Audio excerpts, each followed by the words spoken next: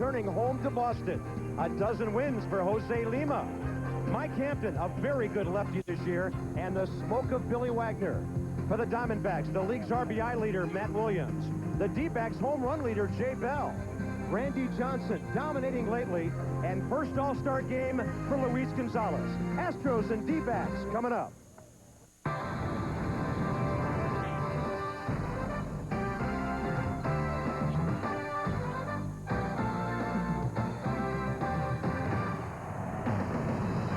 A month ago, this would have been a battle of first-place ball clubs. Things have changed a bit for the Astros and the D-backs as they get together tonight. Jose Lima shutting down Arizona last night. Astros in a lock at the top of the Central. Right now, the Reds lead 1-0 in the late innings at St. Louis. And meanwhile, in the West, the D-backs slumping a bit. Giants at San Diego in a few moments, and they lead Arizona by 3 as we get set for the second half of our doubleheader tonight. Welcome to the BankOne ballpark. Bob Carpenter and Rick Sutcliffe. And Houston's pitching outstanding this year. A big 3, even with Darryl Kyle now in Colorado, and Randy Johnson, a Diamondback.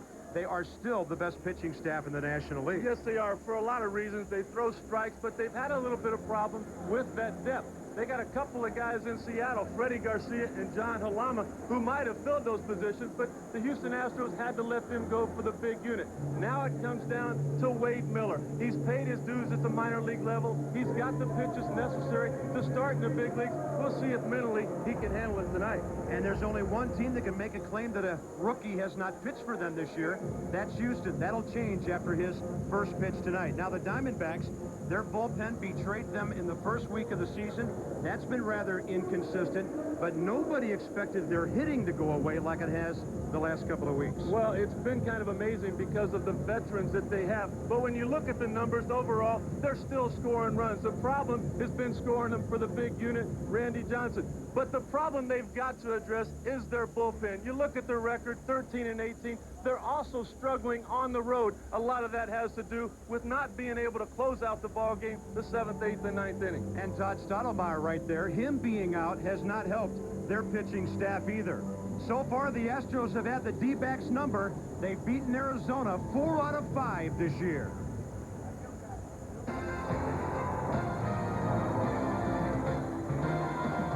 ESPN Wednesday Night Baseball is brought to you by 1010-9000, America's directory assistance, and by Original Coors. There's only one mile-high taste. Coors, the original.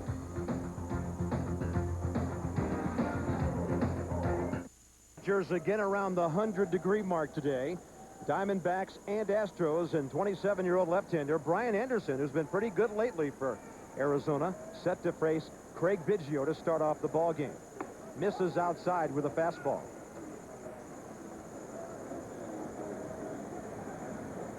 Under 80 degrees inside the roof tonight. Biggio at 280. A little low for him at this stage of the season. And the late surge of Jay Bell in the voting keeps Biggio from going to the All-Star game. It would have been his 8th. Jay Bell will be the starter in Boston. And a 1-1 from Anderson. It's right in there, says home plate umpire Rich Rieker. I would imagine Brian Anderson was in disbelief this spring when he was not part of the starting rotation. This guy won 12 games last year for the expansion team, but yet that wasn't good enough because of the free agents brought into Arizona. $89 million spent on pitching during that time. There's his changeup. He got that one up a little bit, and Biggio was able to foul it off. Randy Johnson totally dominating lately. 43 strikeouts his last 3 games, all shutout losses. Unbelievable. But there are still some who feel he will be the starter for the National League at Fenway next week. We shall see. Here's a 1-2 pitch. Biggio, long fly ball left field. Gonzalez going back. Former Astro jumping, can't get it. It's into the seats. And Biggio has his 7th of the year. It's the 20th time in his career he's led off with a home run.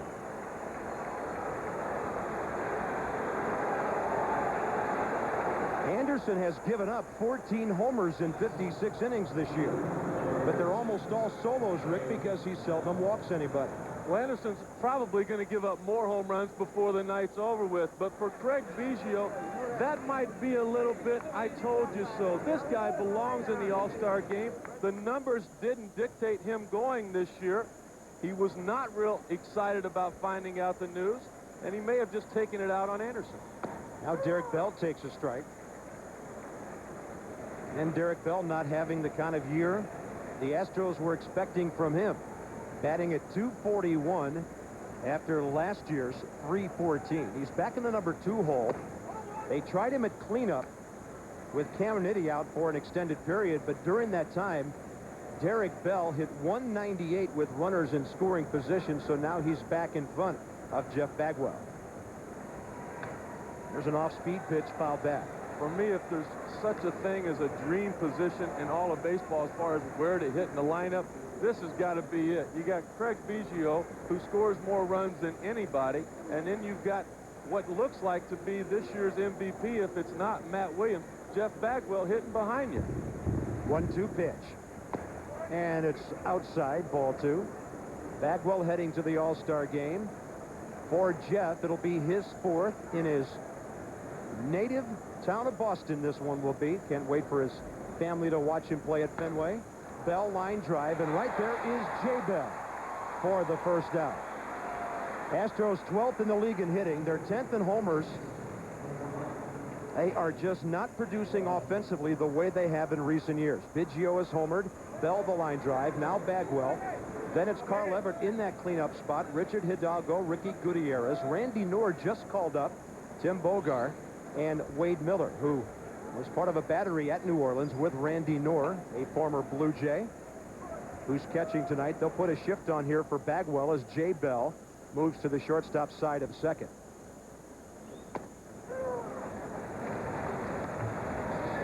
Similar to what a lot of clubs will do against dead pull hitter Mark McGwire of St. Louis.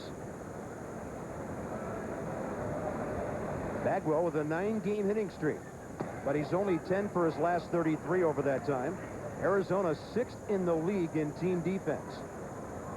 Got some great speed in the outfield, and they've got 2 All-Stars on the infield. Jay Bell and Matty Williams will be starting in Boston. 2 balls and a strike. Matt Williams outstanding at third base. Bunch of Gold Gloves on his shelf already. And a 2-1 pitch fouled back by Bagwell. Travis Lee with 15 stolen bases already this year. That speed's going to come in handy. Look how far he's got to go to get to first base in case they do hit a ground ball to somebody over there in that shift. He's got 45 feet to go. 2-2 pitch. Bagwell off speed, pulls it. Long run for Lee and a long throw for Williams. 2 down as the 4-time Gold Glover throws out Jeff Bagwell. You know, managers have statistics and they have graphs that show where most guys hit the ball, and Jeff Bagwell very seldom will hit a ground ball to the right side, but I always thought you ought to take that guy that's roving and put him on top of the left center field fence somewhere. Have your fans support him and hold him up, because he hits more balls there than he does on the ground that worry you. Carl Everett, the cleanup man, batting at .309, and he's really been something from the right side this year at .338. 1 ball and 1 strike.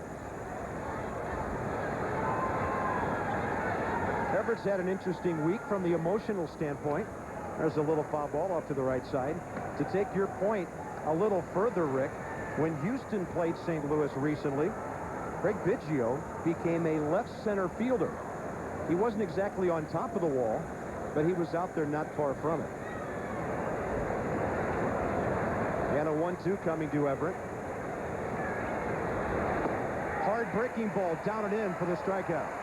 Craig Biggio with his 20th career leadoff homer off Brian Anderson. And with this swing, the Astros take a 1-0 lead in the top of the first. Outside, and it's leaking through the roof, and we've got sprinkles inside the ballpark tonight. The D-backs used to be number 1 in National League hitting. Now they're number 4 at .277. Tony Womack, then All-Stars Bell, Gonzalez, and Williams. Steve Finley, Travis Lee, Damian Miller, and Andy Fox ahead of the pitcher, Brian Anderson. And the rookie Wade Miller, major league debut, 22 years of age, out of Reading, PA. And tonight, his first pitch coming in the major leagues. It's a fastball. He's described as having a better than average one, Rick. A poor pitch pitcher. I can't help but flash back to 1976 when I made that first pitch and what goes through your mind and your body. It's almost like an out-of-body experience just trying to find home plate with the first couple of pitches. But once you get that first hitter out, then you're off and rolling. 2-0 to Womack, and there's a fastball in the inside corner. Tony Womack batting .275. His on-base average not that great at .331, but when he gets on, he runs wild. And a foul ball off to the left evens the count. 2-2. This was the main reason right here that Buck Showalter wanted Tony Womack on this ball club. He knew last year they were a station-to-station team. They need to manipulate runs from time to time. Womack can do that. Fastball away, little line drive, dropped by Bolgar. Still got him at first. Tim Bolgar, a little early on the jump. He evidently thought the ball was hit harder than it was. Houston next to the Mets, the best defensive team in the National League. Richard Hidalgo has 10 assists in left field. Carl Everett has 7 in center. And of course, Bolgar, Gutierrez, Biggio, and Bagwell very reliable around the infield. Jay Bell will now bat.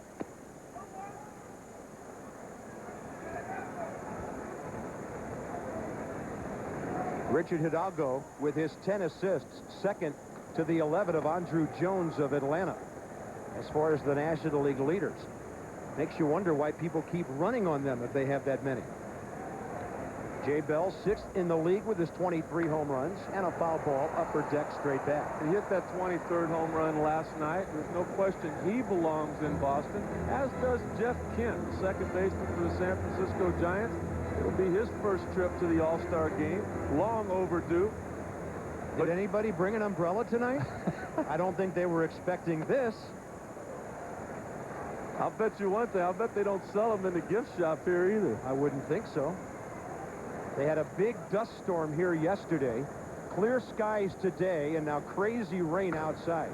Bell lashes a fair ball into the left field corner. He'll add to his .282 batting average with his 16th double of the year, and the tying runs on with 1 out in the bottom of the first. Oh, a little right back at you for Jay Bell. He just edged out Craig Biggio in the All-Star voting for second baseman. Just right around 30,000 votes separating the two. Biggio with a home run to start this game off with. Jay Bell with a double down the line, trying to eventually tag home to tie the score. Next up, one of the league's best hitters throughout the season. Bell with 7 more home runs now, then doubles. And Luis Gonzalez hitting .359.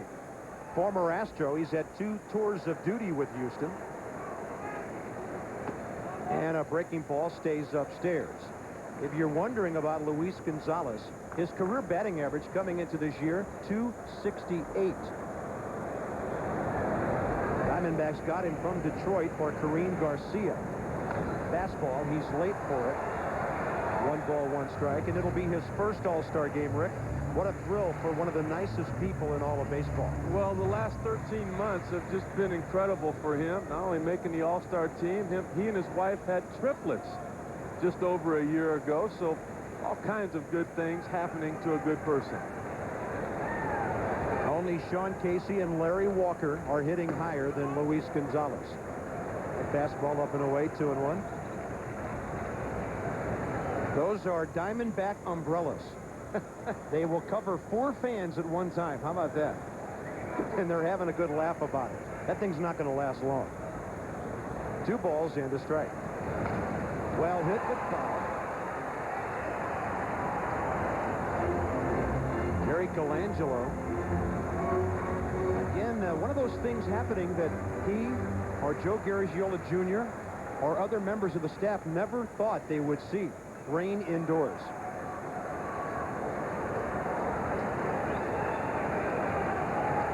2-2 pitch. Little flare to center. It'll drop in. Around third is Jay Bell. He will score to tie the game. And Luis Gonzalez is now hitting over 360 with 55 runs batted in. Well, the Arizona Diamondbacks can't even tell you that they knew what they were going to get with Luis Gonzalez. If they would have known, they would have certainly put him on the All-Star ballot. He wasn't even there. He had to be selected by Bruce Bochy, and that he was. He said when he came over here, he knew with Matt Williams hitting behind him, he would have plenty of good pitches to hit. He just needed to make contact, and that's really all he did right there to tie the game. What a year for Luis Gonzalez, and what a year for Matt Williams stepping in. Outside ball one from the rookie Wade Miller, who's having a bit of a rude welcome to the major leagues right now. Got the first man on a little line drive, then a hard double by Bell, a bloop hit by Gonzalez. Now he faces one of the most dangerous hitters in the game. Matt Williams breaks his bat. A pop-up. Who's going to get it? Nobody. Randy Moore giving chase. He was closer than Bagwell, and Matt Williams gets a break. Matt Williams gets a break. He breaks the bat, but the guy that needed the break right there is the young pitcher, Wade Miller. He made a good pitch. He got deep into the kitchen of Matt Williams. He needed somebody to put a glove on that ball. Because like you said, right now, he probably hasn't even taken a breath yet since this game started. Just a lot of emotion going through this youngster's mind. 1 ball, 1 strike to Matt Williams, leading the National League with 75 RBIs, 2 more than Sammy Sosa. And the Cubs lost again, 4-1 at Pittsburgh tonight. They are in a big-time swoon at the bottom of the NL Central. They're starting to dig out the umbrellas here indoors. Well, it seems to be raining everywhere, but it's not raining anywhere near Mr. Colangelo's seats. Maybe he was planning for that. 1-2 pitch. Williams offers, takes it low and away. Well, as much as he's involved not only with the sports franchises here in Phoenix, but with the community as well, you know he's got everybody possible on this problem, and it'll be fixed as soon as possible. We understand we'll finish our telecast tonight unless our truck floats away. It's really coming down outside. Swing and a miss. Throw to second, and safe is Gonzalez. Randy Knorr a little bit high with the throw, and Gonzalez has 6 steals now in 7 attempts. Youngster showing a little bit of that potential, though, that they talked about. It's an off-speed pitch from Miller. It takes a little bit more time to get to home plate. He catches Matt Williams out in front. Not a whole lot the catcher Randy Knorr can do in that situation. He's got to record the out and stay back on the changeup first of all, then try to make a throw second. 2 outs now. Steve Finley, the batter. And what a good RBI year he's having. Just 2 away from 60. Last year, Finley only had 67 the entire season for San Diego. There's that breaking ball in the dirt. Steve batted only .249 for the Padres last year. His home run production has been up. He only hit 47 his first 7 years in the big leagues. Then he hit 72 his last 3 seasons. 15 this year. And a 1-1 coming from Wade Miller. It's popped up left side and floating out of play. Finley's power success, he gives a lot of credit to the hitting instructor of the Padres, Merv Retman, as does the normal third baseman for the Houston Astros, Ken Caminiti, who's on the DL, as does 8-time batting champ Tony Gwynn. Obviously, Mr. Retman knows a lot about hitting. Yeah, he was a pretty good hitter himself in his days with Baltimore and others. Outside in a swing and a miss. 2 strikeouts for the rookie Wade Miller. The first inning belongs to the second baseman. Biggio a homer, Jay Bell a double, and we're tied in Phoenix. And we've got rain indoors at the BankOne ballpark. Top of the second inning, Richard Hidalgo leads off for Houston. Ricky Gutierrez, then Randy Knorr in a 1-1 ball game. Brian Anderson back to work. He was cutting that fastball pretty good inside on right-handed batters in his last start. he works inside and gets some strikes, he can be very difficult with that change-up away. Like that one. They say also in the last couple of weeks, he's found 3 or 4 miles per hour more on his fastball. He's been touching the low 90s as of late, and that, right along with what you said, Bobby, will help that changeup. He changed speeds again. Out to short. Fox called off Williams. Got him by a half step. Good communication there by the Diamondback infielders on the left side. Sure was. Matt Williams has played some shortstop in his early career coming up with the San Francisco Giants. He knew that Andy Fox could get around this ball and had a much better angle to make a stronger throw. Williams' momentum would have taken him towards the outfield, and Fox able to get him by just a step. 4 straight now for Anderson since the Biggio leadoff homer. Ricky Gutierrez stepping in. He's had some injury problems this year. Thus, that very low RBI total of 12. Ricky's only played in 42 of their first 82 games this year. And, of course, Ken Caminiti is pretty much shut down right now. Astros really don't know what to do other than let him sit around and wait for that calf to heal. Matt Williams does have an easy throw this time, and that's 5 straight for Brian Anderson. Of course, Larry Dierker not with the ball club, and Matt Galante is at the helm. Matt taking over for Larry Dierker, and talking with the Astro players, they say that Dierker is back to being himself. His personality is there. He's sharp, and they cannot wait to get him. And he's first at bat in the big leagues this year, and he's got himself a base hit. It's like Anderson kind of relaxed a little bit. He went away from his strength. He's been getting people out with that changeup. Decided to challenge Nora with the fastball, and gives up just the second hit of the night for Houston. And, of course, with Caminiti out since May, Astros have had to look to some veterans for help at third base. Tim Bogar is one of those. They have a left-handed batter off the bench, Billy Spires, who is an outstanding, experienced player to have around. Bogar can also play short. He was there a lot when Gutierrez was hurt. This Houston ball club has been ravaged, not only their players, but the coaching staff as well. We all know about Larry Dierker. Tom McCraw, their hitting coach, battling cancer. Jose Cruz was out for a month, battling an irregular heartbeat, and it's good to see him back coaching at first base. Anderson drops one in there. 1 ball, 2 strikes. I talked to Caminiti before the ball game, and it's the toughest thing he's gone through, not being out there helping this ball club, but he cannot forget that that's a little bitty muscle, that calf muscle, that's trying to carry a big, strong body. It's going to take time. 1-2 pitch, jam job, and a little one-hopper out to second. The short way go the Diamondbacks to end the top of the second. Astros strand their first runner. Sports Center coming up for some of you on the deuce if you stay there. And we've got a good one early here. And baseball from Phoenix, bottom of the second. Travis Lee leads off for the Diamondbacks in a 1-1 game. Damian Miller, Andy Fox to follow against the rookie Wade Miller, and he misses inside, ball 1. Travis Lee, his sophomore season, hitting .253. Power numbers are okay. Still a young player. We've got to keep that in mind. Travis Lee just turned 24 years of age at the end of May. He hit 22 homers and drove in 72 as a rookie last year. Lately, the Diamondback offense, though, has not been producing. Travis is slumping. Matt Williams is down a bit, as well as Jay Bell and Steve Finley. Well, the veteran guys there will be able to pull themselves out of this funk quicker than the youngster Lee will.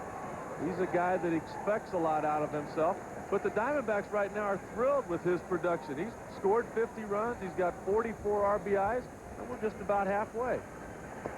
Change up, low and inside, ball 3. I think what makes it tougher for him is where he hits in the lineup. He's really the only guy in that group that doesn't have any protection. Pretty good pitch there. He really jammed the left-hander, and Lee pops it up. Shortstop Ricky Gutierrez for the first out. 3 in a row now for Miller since the Gonzalez bloop hit that tied the game.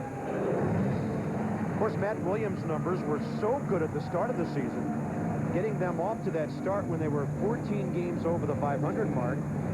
Those extra inning losses have killed him. And Rick, where would this ball club be if they hadn't blown more than a dozen saves as a group this year? Well, you look at that drive into the right center field gap right there. Derek Bell getting a nice jump on it and running it down.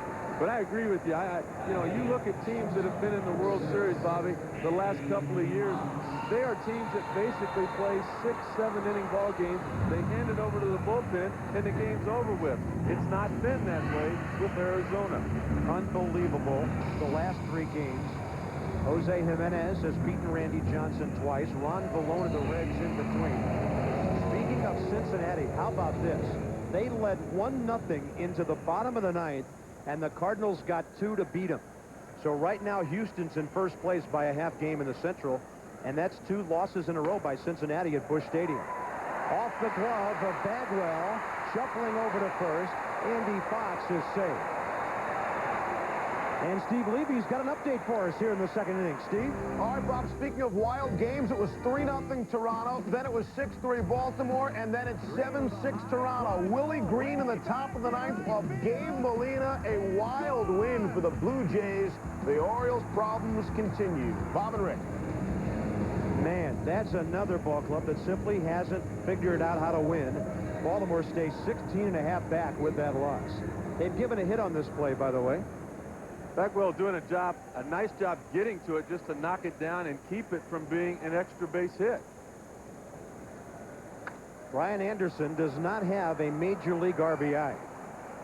As a hitter this year, he's 2 for 17. He's a 108 career batter, 9 for 83. 2 outs and a runner at first, so he'll be hacking here.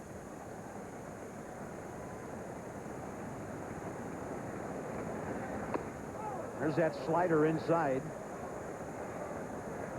The youngster Wade Miller, a 4-pitch pitcher. We're told his curveball is better than his slider. In fact, there must be a few raindrops coming down on him. I've seen him take a couple of looks up to the roof during this half inning. Fastball rides high. It's bounced up the middle. Stays down for Gutierrez, and he makes a fine play.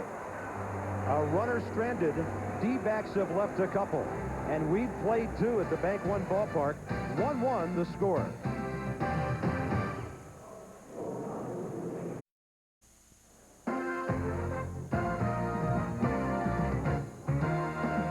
ESPN Wednesday Night Baseball is brought to you by Cooper Tire and Rubber Company. Cooper Tire, the world is your course. Drive on. Well, the folks in Phoenix may need some tread tonight. Some of them are dry. Some of them are wet indoors here. We've got a storm raging outside. I don't see anybody in the pool right now. For $4 grand, somebody ought to be swimming. That's how much it costs to run out that pool as a group for a ball game. And the rookie pitcher, Wade Miller, leads off top of the 3rd for Houston. Bob Carpenter, Rick Sutcliffe at the BankOne ballpark in Phoenix, where water continues to spill into the seats behind home plate. 3rd inning of work for Brian Anderson. He goes 1-1 here. It sure seems like a lot of money to come watch one ball game, but from what I understand, that thing's sold out for the year.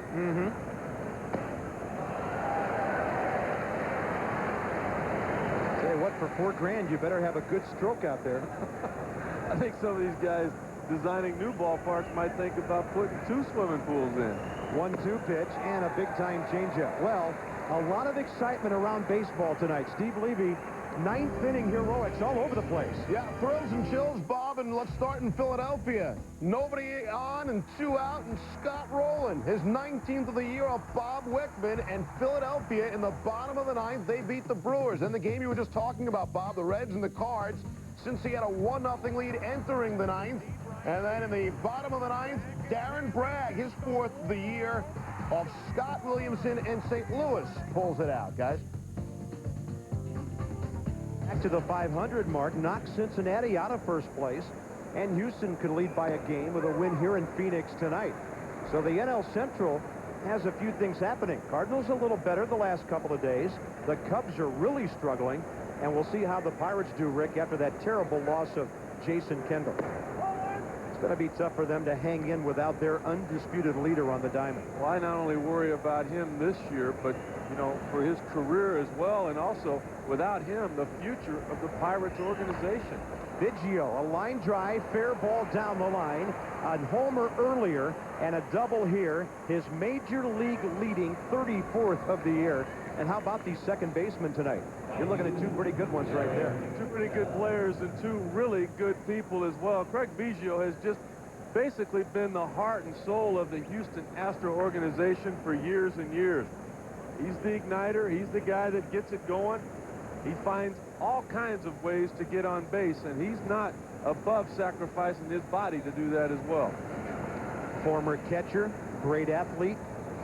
2 extra base hits now with the homer and the double. Next up is Derek Bell with Bagwell to follow. 1 out here, top of the 3rd. Derek Bell takes a fastball in there. He lined out to second his first time up. A bit of a mystery is Derek Bell this year.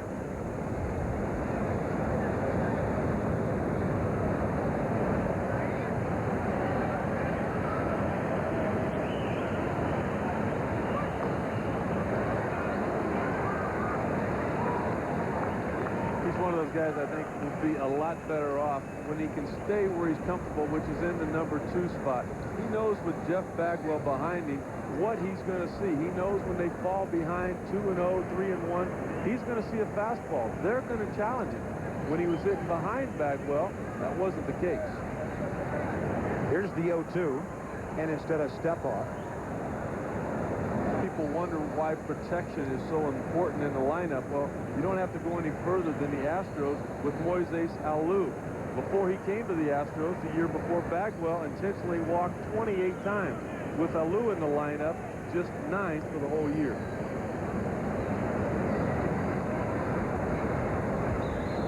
Biggio has stolen 16 bases in 23 attempts this year. Kind of an odd percentage for him. His success rate normally a lot better than that. He swiped 50 last year. Biggio in his career over 330 stolen bases. It's a changeup. Anderson will just keep throwing the changeup. No balls, 2 strikes, and Derek Bell, we talked earlier, as a cleanup man, he hit 198 with runners in scoring position, and his overall number is even worse than that now, adding in his at-bats in the number 2 hole.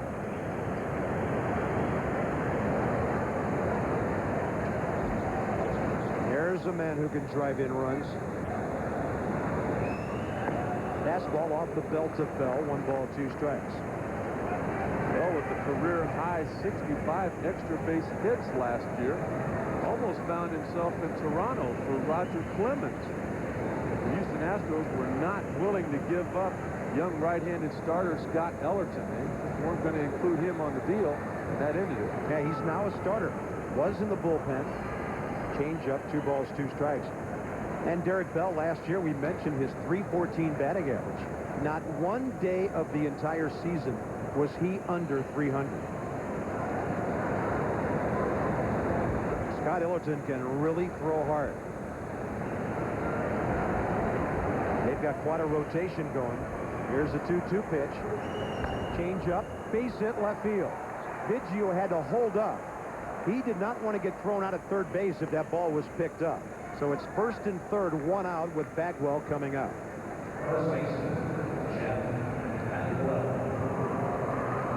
Take a look at the hole right there. Neither one of the Arizona Diamondbacks able to get to it, and just now Craig Biggio able to get to third base. He had to make sure that ball got through. Now it's Bagwell. And here's something that fans may not realize. Who leads the National League in runs? You're looking at it. Normally Biggio is up at the top of that list. But this year, it's Jeff Bagwell with 74. He's driven himself home a lot, 26 times with home runs. His 71 batted in, 4th best in the league. He's also stolen 15 bases. He's done just about everything for this ball club.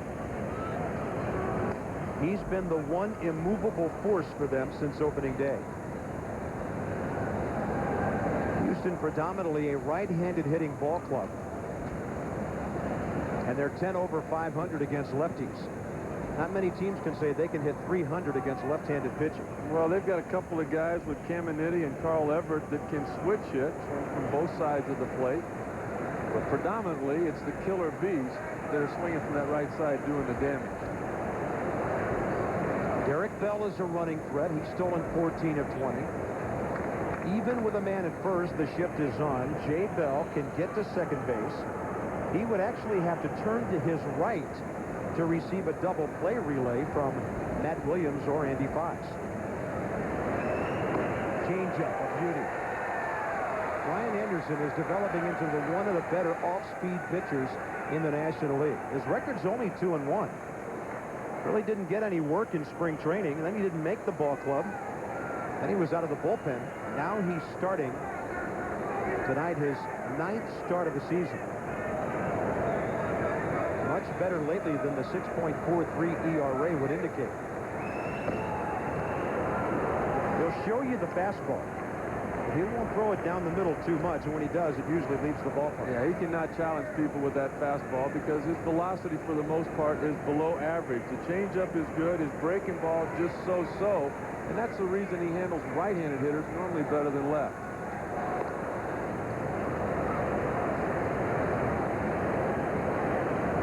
One of the best pickoff moves in baseball last year. Picked off 12 guys. It's tied for the National League lead. 2-2. Bagwell knocks one into left field. It is high, deep, and out of here. A 3-run homer by Jeff Bagwell. And the Astros lead 4-1. Bagwell's 27th, and his RBI total jumps up to 74. One behind Matt Williams.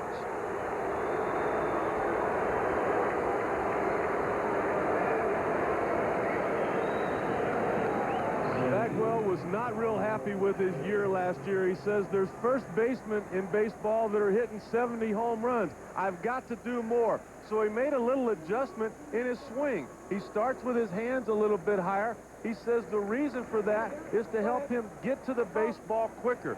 And you could not get to that fastball in much quicker than Mr. Bagwell did there. Got the hands a little bit higher. The hitch is not quite as dominant as it was. Fastball in. Get out of there. 1 ball count to Carl Everett. He takes one outside, 2-0. Jeff Bagwell, 27 homers now. That extends his hitting streak to 10 games. And he's right on the heels of Matt Williams now for the National League RBI lead. Everett taking all the way, 2 balls and a strike.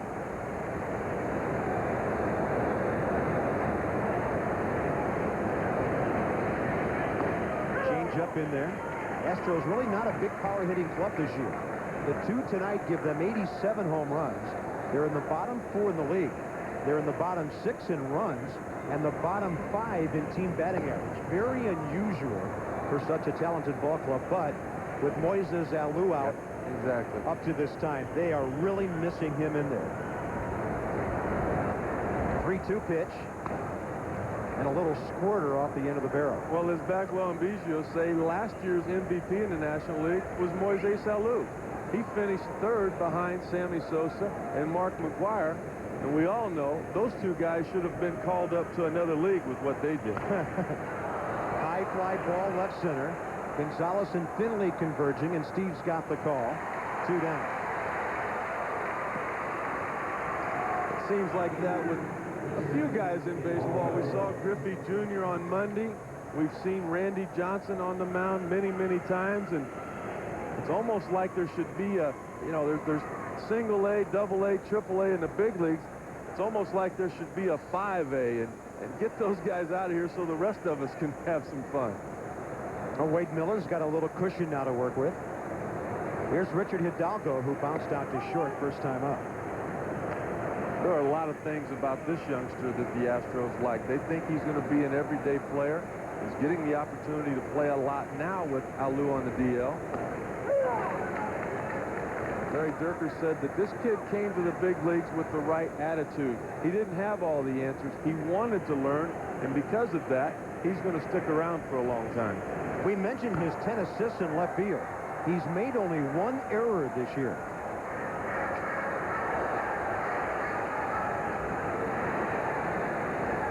Got some Astro fans out here in the Southwest. Well, I'll tell you what, I was at that ball game when that happened. It was a Sunday day game against the San Diego Padres, and oh my goodness, to think how far back Larry Dierker has come from that, and him having a full recovery is just tremendous. One of the outstanding managers the last couple of years. 2 straight division titles. He lets his guys go out and play. He loves his pitchers to pitch deep into the game like he used to. And on the 30th pitch of the inning by Brian Anderson, a pop-up out to short center. Fox has it, and the Astros are gone. But a Biggio double, a Derek Bell single, and Jeff Bagwell's 248th career home run gets Houston way out ahead now, 4-1. ESPN Wednesday Night Baseball, bottom of the third here at the BankOne ballpark in Phoenix. Top of the order for the D-backs, now down by 3. Tony Womack, Jay Bell, and Luis Gonzalez.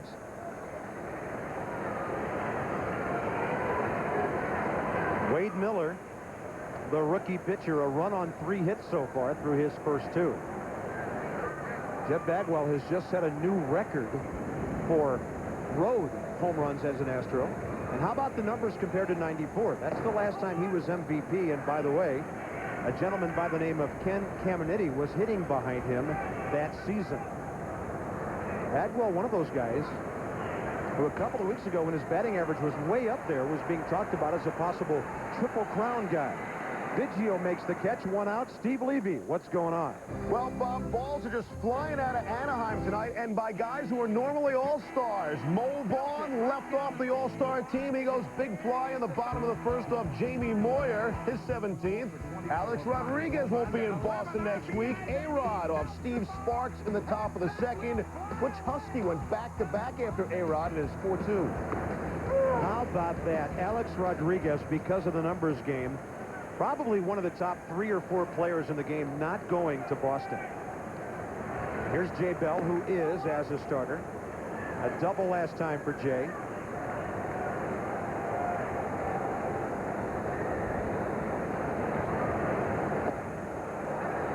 And Wade Miller appears to be getting a little more comfortable out there. Talking about those guys left off the all-star team, something's got to be done about that, whether they've got to add 1 or 2 spots. I mean, I think about guys like Wade Boggs and what he's done for baseball and what he's about to do for his career. To me, guys like that should be there for the fans to see. Absolutely. What would be wrong with that in a couple of spots? I don't think a couple of airline tickets are going to change the financial complexion of this game right now. I'll guarantee you right now, Craig Biggio would pay his own way to get there. 2-2 pitch. There goes the bat. It's a foul ball. That's fair. Ball went straight back, and the count stays 2-2 on Jay Bell. Alex Rodriguez not in the All-Star game. I mean, 40-40 last year. Terrific person. And, of course, the other thing that comes into play, each team has to have at least 1 representative. Astros get 4, 3 of them pitchers. This ball well hit, right field line, slicing away from Derek Bell, and Jay Bell's going to have another extra base hit. He's 2 for 2 with a pair of doubles. 1 down the left field line, and that ball hit beautifully the other way. I'm sure the pitching coach of the Astros, Vern Rule, told the youngster Wade Miller, Jay Bell likes to hit the fastball. He has trouble laying off the off-speed pitch down. He gets a fastball on the outer half of the plate, and like the true professional Jay Bell is, he wasn't happy with 2. He was trying to get the third with just 1 out in hopes that he could score on something less than a base hit. Jay Bell starting to show some signs of his bat getting back. Matt Galante wants to hold on to this lead now, but he knows Luis Gonzalez and Matt Williams are the next two batters. Gonzalez blooped to hit to center first time up for an RBI.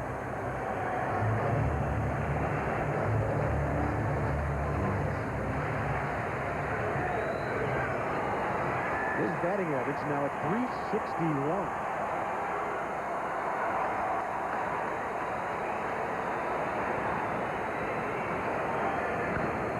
And a pop-up left side, heading over toward the seats. And it's unreachable for Tim Bogar. Luis Gonzalez heading to his first All-Star game next week. It's exciting for me. Myself and three other players on our team, Jay, Matty, and Randy, are going to go. And just to be, one of those guys to go with the other three is exciting. For this organization being their second year here, going from a young ball club to a veteran team and from one year to the next, it's just a thrill. And to finally get invited to an All-Star game is definitely going to be exciting for myself and a lot of fun. Ball hit up the middle. Gutierrez throws out Luis Gonzalez. And with 2 outs, Jay Bell's over to third base. But, Rick, after you and I talked Monday about Juan Gonzalez not going to the game, he's upset because the fans didn't vote him in. Isn't it refreshing to hear from a guy like Luis Gonzalez? He's played for 4 teams the last 4 years, and you would think because of that, well, he's a bad guy. Well, it's just the opposite. One of the best guys you'd ever want to meet, and a big part of the reason that the Diamondbacks wanted him. They wanted that type of personality on a ball club, a guy who gives a lot of credit to a lot of people. Buck Showalter, of course, had a chance to sit around for 2 or 3 years and think about how he wanted to shape this baseball team with his GM, Joe Garagiola Jr. Jerry Colangelo is known as an owner who will give his baseball people a good budget to work with to go out and get a Matt Williams or whatever else is necessary. All that money spent on pitching. There's a rocket to left. See you later. And Matt Williams makes it a 4-3 game.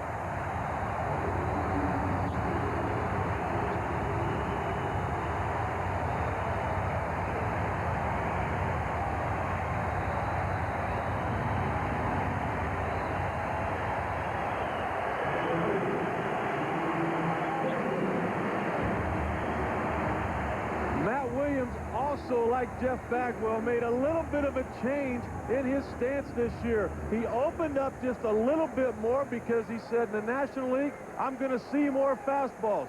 Well, he saw that one clear. Matt Williams, 22nd of the year. He says, okay, Bagwell, you got 3 ribbies. Now I've got 2. And Williams was 77 to lead the league. Steve Finley is next. Base is empty, 2 outs now in the 3rd. And a base hit to left field on a pitch up. So Bell and Finley go opposite field. Matt Williams pulling a rocket right down the line. It was a no-doubter, and Vern Rule's going to visit the mound here. Well, watch out for Steve Finley right now, because when he starts going to the opposite field, he's setting himself up to get hot. Last year he had 140 hits, and 100 of those hits were to right field. People knew for him to be successful, he had to pull the baseball. When he starts using the whole field, people start challenging him on the inner half of the plate, and that's when he gets his home run. Finley at first, 2 down, tying run aboard. Travis Lee, the batter, he popped up to short first time up. Couple of good offensive ball clubs having at it right here. Right now, Wade Miller's having a hard time getting over the top of his fastball. He's been leaving a lot of pitches up in this inning.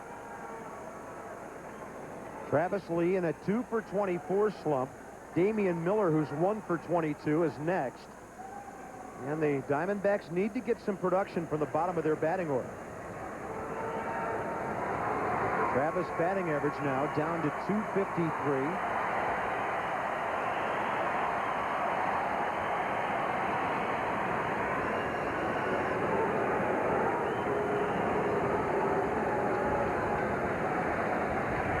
Finley, more of a running threat earlier in his career. He's only run 6 times this year, stealing 5. Short lead. It's hooked but fouled down the right field line. That time, Wade Miller changed speeds and had Travis Lee way out ahead. You talk about not getting on top of the pitch and getting the sink. Well, that's what Miller's doing right now. Watch his arm right here. He comes around the side of it, and the ball has some tail to it, but no sink to it. That's simply an adjustment you make with your wrist. Straighten your wrist out, get your fingers behind the baseball. You'll get that downward movement that creates ground balls, not the sail on it that creates the long home runs. Take a look at him right here. Look at his wrist right there. See how it comes on the side of the baseball. You've got to stay behind the baseball and let the thumb and your grip create the movement. Ball 3 and a fastball up high. People sometimes, Bobby, especially young pitchers, think that they can just drop the angle of their arm or their wrist and get more sink. That's not true. You got to stay on top of the baseball and let the grip create the movement, not your arm angle. Another one upstairs and a 2-out walk. Matt Galante now pondering a situation where the tying and lead runners are on base. They're dying for that third out here in the bottom of the third. Damian Miller, the batter, and a call to the bullpen will get Houston's relievers up and throwing. Well, the crowd's starting to become a factor right now. They talk about the 10th man. It certainly exists here in Arizona because of their tremendous attendance. And when you've got a youngster on the mound, sometimes their ears work a little bit too well. Brian Williams is up. I mean, he's not even close right now. Randy Knorr was just signaled from the bench to go out and talk to the youngster. How about this, Rick? A couple of days ago, these guys were working together in New Orleans. They've got more people here tonight than they'd probably see in a good couple of months. But that's not bothering Randy Knorr. He's been around. But the youngster, Wade Miller, continues to make the same mistake. You got to make an adjustment. We all throw a fastball up once in a while. You can't throw the next one up. There's a fastball that jams the right-hander. Damian Miller, the catcher. They have a catching platoon here, even though both are right-handed batters. Miller hitting .261. Kelly Stinnett of the Diamondbacks hitting at .220. And you put their numbers together, they're not bad. They've got 11 home runs and 43 batted in. And there's a long one to left field. Arizona takes the lead. A 3-run homer, a 5-run inning.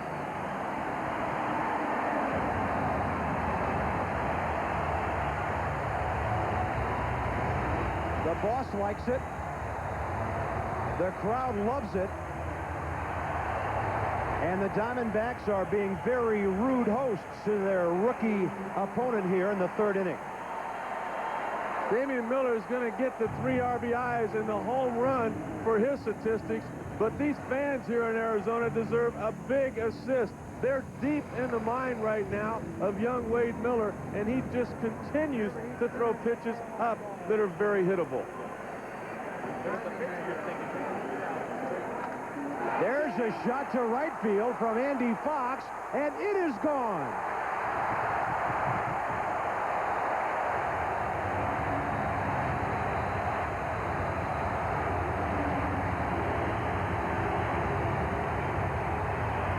Everything is scoring in this inning, all 6 runs after 2 outs. The pitcher, Brian Anderson, coming up next. A 3-home run inning. Andy Fox with his 5th of the year.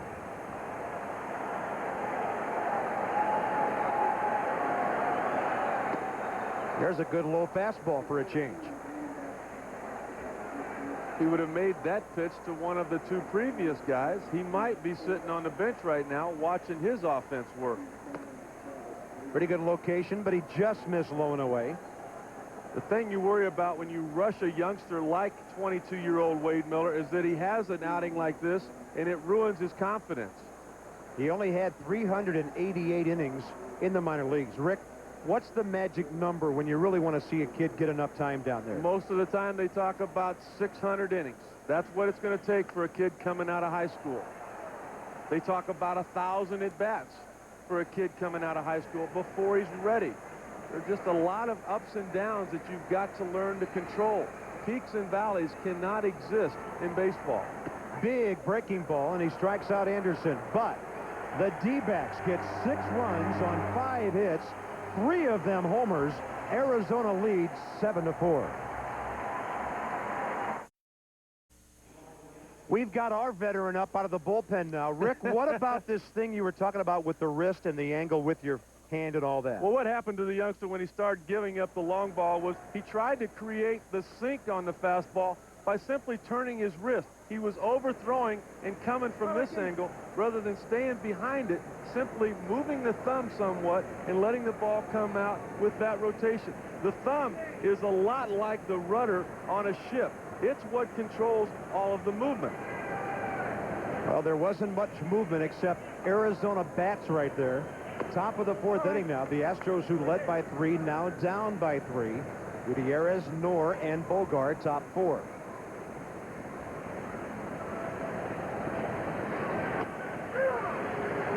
"23 years after his major league debut, Sutcliffe rises once again."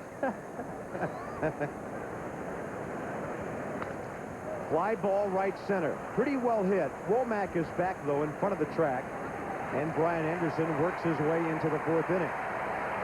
Well, Randy Johnson's got to be sitting over there on that Diamondback bench wondering, you know, what's wrong with me, guys? You score 6 runs in the bottom of the 3rd. You give me that many runs in 3 starts and you divide them up, I'll win 3 games for you. Wade Miller was born on September 13th of 1976. The next day, Mark Lemongello became the first Astro pitcher to start and win his major league debut. It may not happen for Wade Miller tonight. And of course, that 1976 season, that September month, was also when my partner made his big league debut.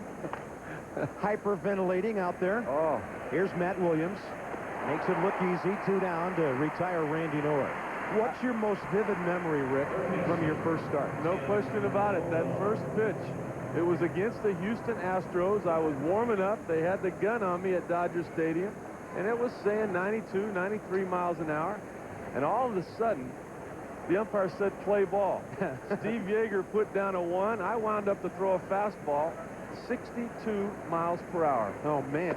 I just completely, I lost all feeling from probably the head down, but it seemed like from the neck down. But it happened to be a strike.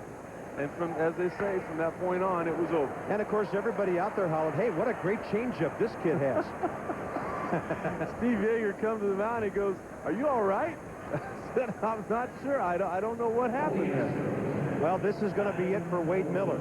With Bogart reaching, Matt Mieske will come off the bench and hit for the rookie pitcher, who gets rocked for 7 runs in 3 innings. He does, but the one thing that I like about what Matt Galante, the interim manager of the Astros, did there, he let the kid finish what he started. Even though it was just the 3rd inning of tonight's ball game, that is such a deflating walk to have the manager come out, take the ball, and have to go in front of all of your teammates feeling terrible. Fastball up. Mieske swings and misses. Came over from Seattle. Brian Williams was up earlier. Now he's getting ready to come into the ballgame. Matt Mieske is 0 for 2 as a pitch hitter for Houston. 3 out of 12 overall. One of those hits a home run. First saw him several years ago as a Milwaukee Brewer. A lot of success for the Seattle Mariners this year, hitting well over 400 against left-handed pitching. And just one of those veterans that the Astros wanted to go down the stretch with. Line drive, base hit. Making the turn is Bogart. He'll go on to 3rd. And the Astros get a corner situation now with 2 outs. And Biggio coming up. And normally when the leadoff hitter for a team comes up in a ball game, the last thing you worry about is the home run. Most of the time, they're guys that want to get on and can steal bases. With Craig Biggio, you have a guy that can do both of those things. 2 for 2 tonight is Biggio with a homer and a double. He has scored twice. And some anxious moments now for the Diamondbacks. Mark Connor heading for the mound. Bullpen, he's buying time for them. And the man who's up and throwing is Bobby Chenard, who was just called up the other day. Well, Friday night at 7:30 Eastern, Rich Eisen and Stuart Scott, well, they'll put on the polyester for you. Sports Center of the 70s. They'll cover Hammer and Hank's historic 715th. Reggie, Billy George, and the rest of the Bronx Zoo, and the tragedy of the 72 Summer Olympics in Munich. Then at 10:30, the countdown of the top 50 North American athletes of the century continues. It's the Galloping Ghost of Illinois, Red Grange. He checks in at number 28, the three-time All-America, and then on to a great career with the Chicago Bears. For more, log on to ESPN.com, part of the Go Network. Go.com. Biggio, base hit. And with 2 outs, 3 consecutive Houston hits, gets them right back to within 2 runs. And Craig Biggio needs just a triple now for the cycle. As they say, when it rains, it pours, and runs coming for both ball clubs tonight. Normally when it rains, it doesn't pour when you're inside of a dome. But it certainly did earlier tonight. It's down to a trickle now behind home plate. First and second, the tying run is Biggio, and Derek Bell with a 2-out hit puts Houston almost back even here. He goes up the middle, a base hit.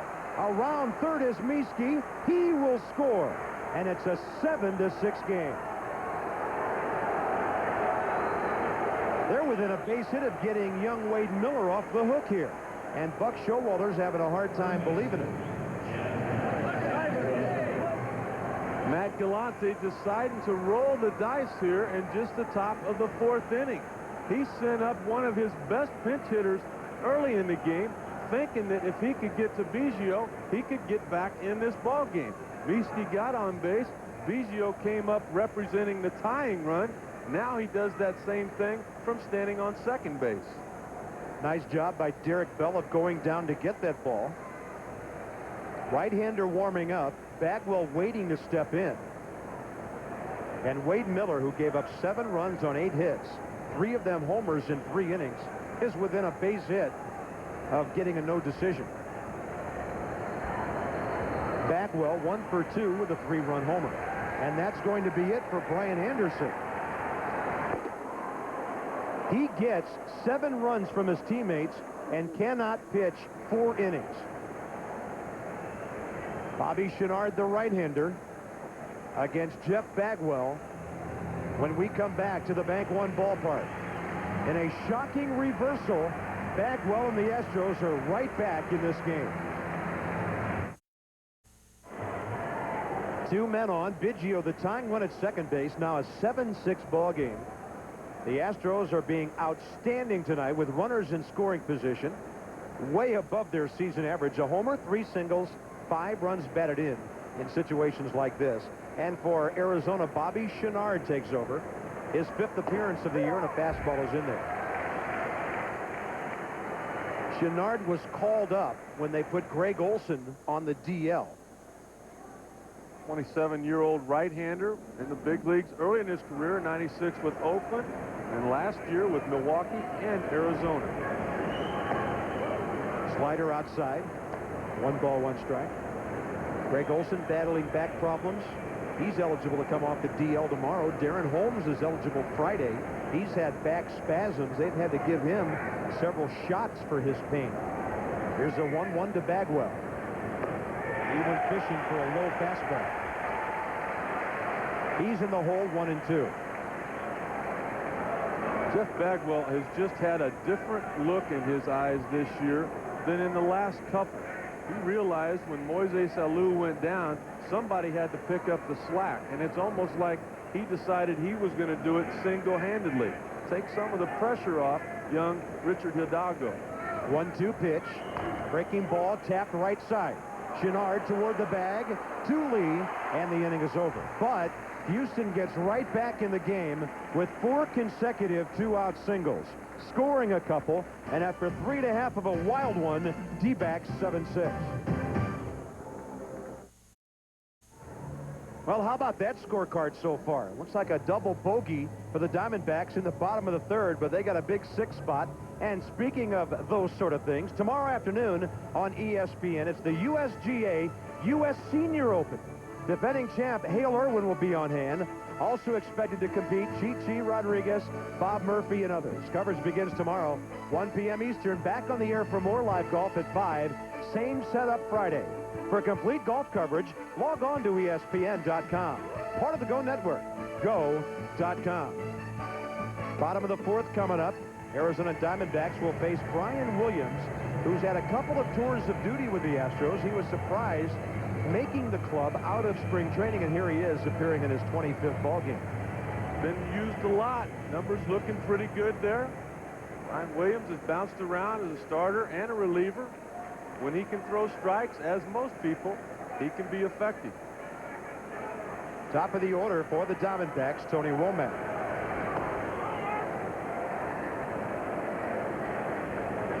Larry Dierker, one of those managers who encourages his pitchers to pitch deep into the ballgame. Billy Wagner has 21 of those 24 saves. But look at the innings. You know what that means. If there's a pennant race, this bullpen will be very fresh in September and October. In fact, tonight, we feature the two ball clubs in the National League whose starters go longer than anybody else. Arizona starters, 6.65 innings per start. Houston's second at 6.58. These guys stick around for a while. 3 balls and a strike now to Womack.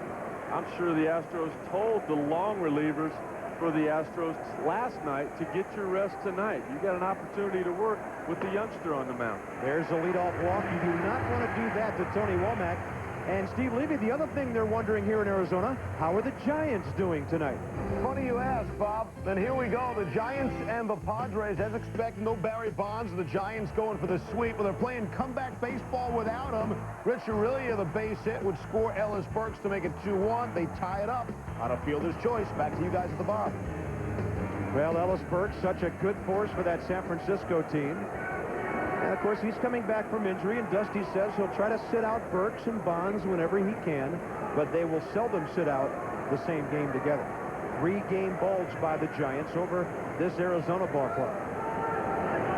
And the Dodgers, by the way, are trailing again tonight, 7-4 in the top of the 8th inning at Coors Field.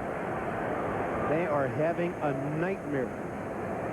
Tony Womack, second in the league in steals, behind the 43 of the ex-Dodger, Roger Cedeno. Good lead by Womack. He's holding, and Jay Bell takes one up in there. And Jay Bell normally in this situation will take a strike, giving Tony Womack the opportunity to look at the pitcher's move to home, to look at his move to first a couple of times. Womack just so incredible at getting going on that first step, both going to second base or back to first. 1-0 pitch, instead over to first. Jay Bell, of course, very familiar with the number 2 hole. In the early 90s, when Jim Leland had such solid clubs at Pittsburgh, Jay Bell hitting in front of Van Slyke, Bobby Bonilla, and Barry Bonds. He was more of a sacrifice guy. He drives the ball more now. It's up and away, ball 2. He's a guy who knows how to work the count. Yeah, he's just going to look for one pitch right here. He wants a fastball. He wants it on the inner half of the plate, something that he can hit out of the ballpark. If that's not the pitch he gets, he's going to do all he can to let Womack get to second on his own. 2-0 pitch.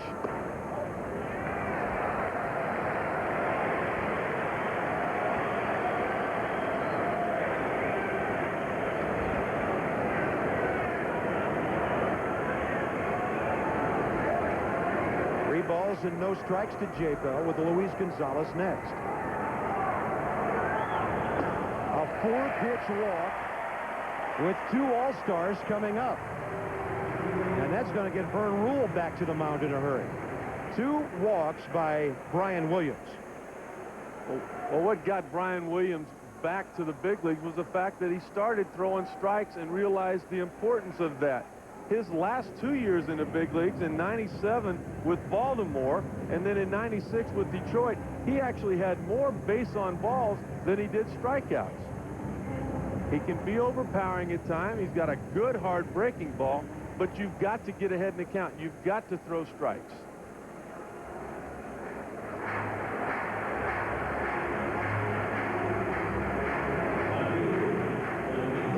Gonzalez now heading for the All-Star game. 1 for 2 tonight with a single and his 55th run batted in. What's the final score of this game going to be? One thing the Astros need to be careful about here, Gonzalez is such a team player. If they do not play the third baseman in somewhat, he'll simply try to bunt for a base hit to load the bases for the cleanup hitter, Matt Williams. Yeah, Tim Bogar's a good 8 feet behind the line from second to third. Breaking ball low. And the other thing that comes into play here, pitcher comes out of the bullpen walking people. He's not going to get any borderline calls from the home plate umpire, Rich Rieker, either. Gonzalez may not try to do anything until Williams finally throws a strike. The other Williams on deck. Bouncer over the mound. Could be 2. They'll have to hurry. Biggio can't get anything on the throw, so Gonzalez is safe. The ball was hit so slowly, Biggio didn't think they could turn it if he threw it to Gutierrez.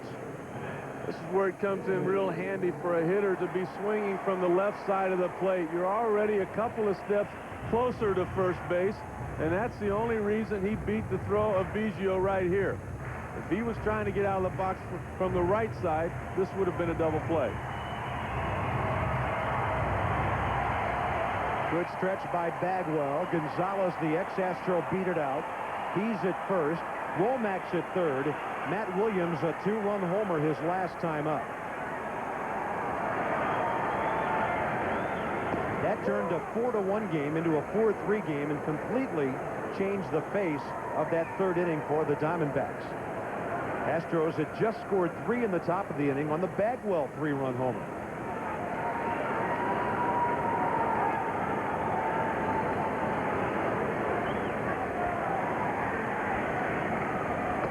Fastball whistles in on the inside corner, and suddenly Williams ahead of his first batter. Matt Williams probably wondering right now how Brian Williams was able to do that. He couldn't throw a strike to the first 3 hitters. Now he paints the outside corner with the first, comes back on the inside with the second strike. 0-2 pitch. Fastball, and Williams fights off a pretty good one that was away. Velocity's never been a problem for Brian Williams. That last fastball, 94 miles per hour.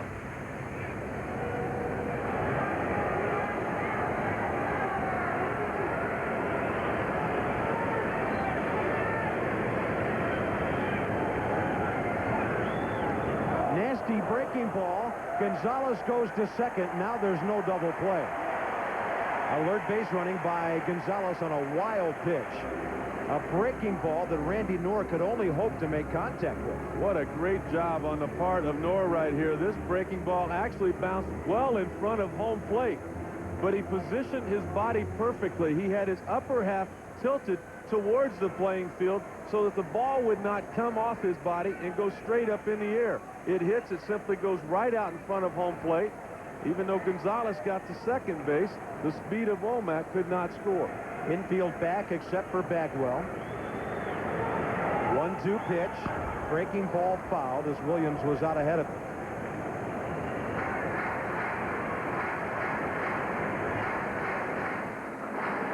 Joe Sluzarski, who was just called up a few days ago, in the bullpen for the Astros. He was called up when Sean Bergman went on the DL with a tight right forearm. The Astros continue to try to work their way through multiple injuries this year.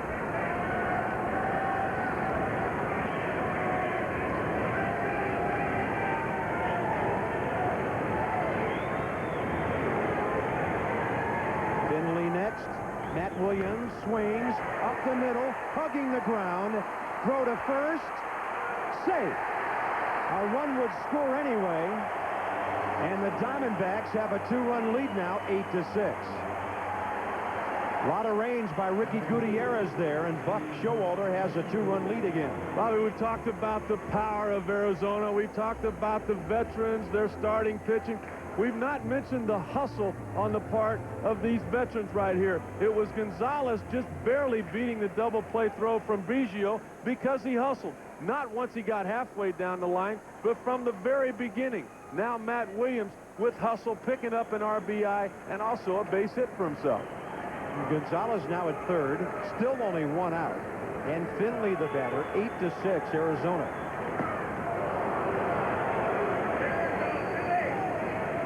Matt Williams right here. He gets jammed on the inner half, but look at his first step right there. He sees the ball being caught. He was hustling all the way. Now his focus totally on first base and just able to beat it out.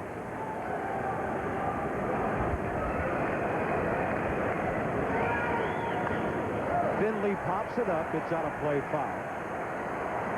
He's behind 0-2. When they talk about players that aren't selfish, it's things like that Matt Williams did right there. He hit the ball. He had the RBI already. It doesn't matter if he hits 320 or 275. He needs to drive in runs for people to consider his year good or not.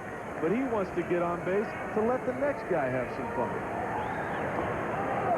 Good job by Finley of laying off a nasty 0-2 breaking ball. Matt Williams, by the way, now 3 RBIs tonight, 78 on the year, leading the National League. Nobody right now is near Manny Ramirez, who started this night with 90 for Cleveland. Well, this new strike zone was bound to help Steve Finley out offensively. He loves anything up, especially the fastball. 1-2, breaking ball strikes him out. That shows you what Brian Williams can do when he gets ahead. He has not done that in this inning. I was a little bit surprised he did not try this hard slider he strikes Steve Finley out on to Matt Williams once he got ahead with the fastball on him. With men on second and third, he needed to strike out, and that's normally the pitch you're going to get a strikeout with Matt Williams. He can handle anybody's fastball. Here's Travis Lee, who walked and scored on the Miller homer his last time. Fastball low and inside.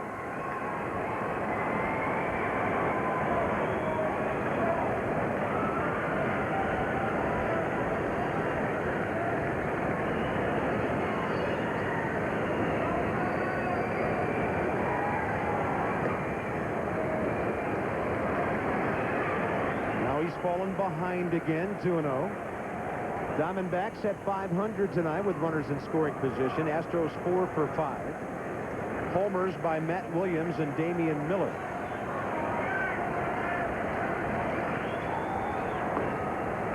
That's ball 3. Right-handed hitter on deck. Talking with Matt Williams about Travis Lee, he says this kid is very, very confident, but not cocky. He said he's a guy that has tremendous ability, and it's just a matter of harnessing that ability and not trying to get too much out of it. 4-pitch walk. 3 walks in the inning by Brian Williams. Bases loaded with Damian Miller coming up. The second of 3 to homer last inning. First up was a no-doubter down the line from Matt Williams. A 2-run shot. Miller for 3 and a solo by Andy Fox. And, yeah, if you're Wade Miller, that's about how fast it seemed to happen. Well, you could see he was pretty consistent with his location there. All of those pitches, middle in, about thigh high. Well, Gonzalez at third, Williams at second, Lee at first. Bouncer back to the mound. They'll strand 3, but score 1. And after 4 innings at the BankOne ballpark, we've had a little bit of everything. Rain indoors and 14 runs, 8 of them by the home team.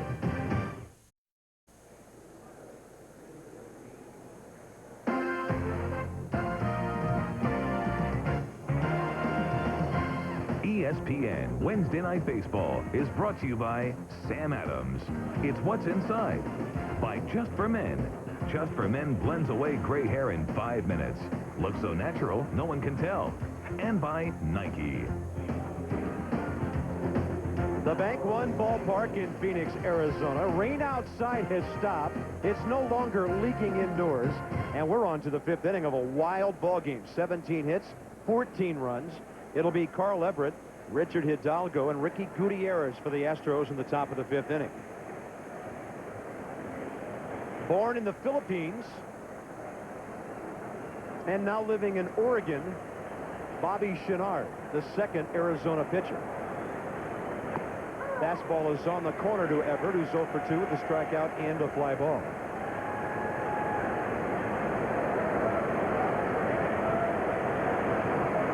Changeup, a beauty. Well, Carl Everett had some interesting moments in Cincinnati over the weekend. Took offense when they walked Bagwell to get to him one night.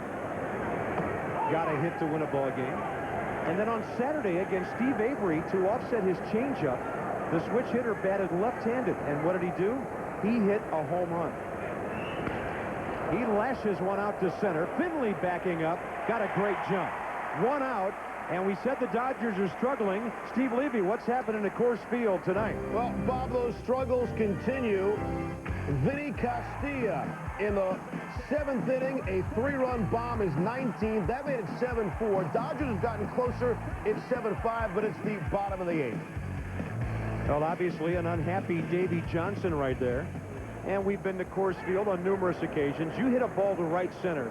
That's where the jet stream is in that ballpark, where the ball already travels 9% farther than anywhere else in baseball. It's amazing what is going on with the Los Angeles Dodgers. Davey Johnson just not used to that. In his 10 full years as a big league manager, his teams have finished first or second every time. They're dead last right now. 11.5 ball games coming into tonight's game out. 2-0 pitch to Hidalgo. It's upstairs, ball 3. Well, whoever said money can't buy happiness must have had the Dodgers, the Cubs, and the Orioles in mind. 3 ball clubs going through some big-time miseries after spending a lot of money. Fastball at the knees. Well, one thing that I see in common with the Dodgers and the Orioles, you've got to have 25 players pulling on the same side of the rope. Lots of talk about the manager situation in Baltimore. Take a look at another base on balls yet tonight. And, of course, I agree with a lot of baseball observers who feel the downfall of the Dodgers was the day Sutcliffe departed. Yeah, I got traded to the Cleveland Indians back in 1982, and that was not the Cleveland Indians that we know today. A little different back then in the old ball. Oh, my goodness. Back then, you would draw 80,000 people for opening day, and you wouldn't do that for the next 2 months. It's in there to Ricky Gutierrez, 1-on-1 out, top of the 5th inning.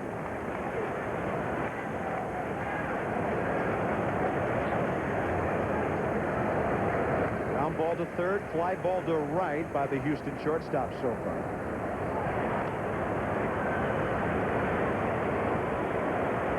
Hidalgo, 7 steals in 10 attempts this year.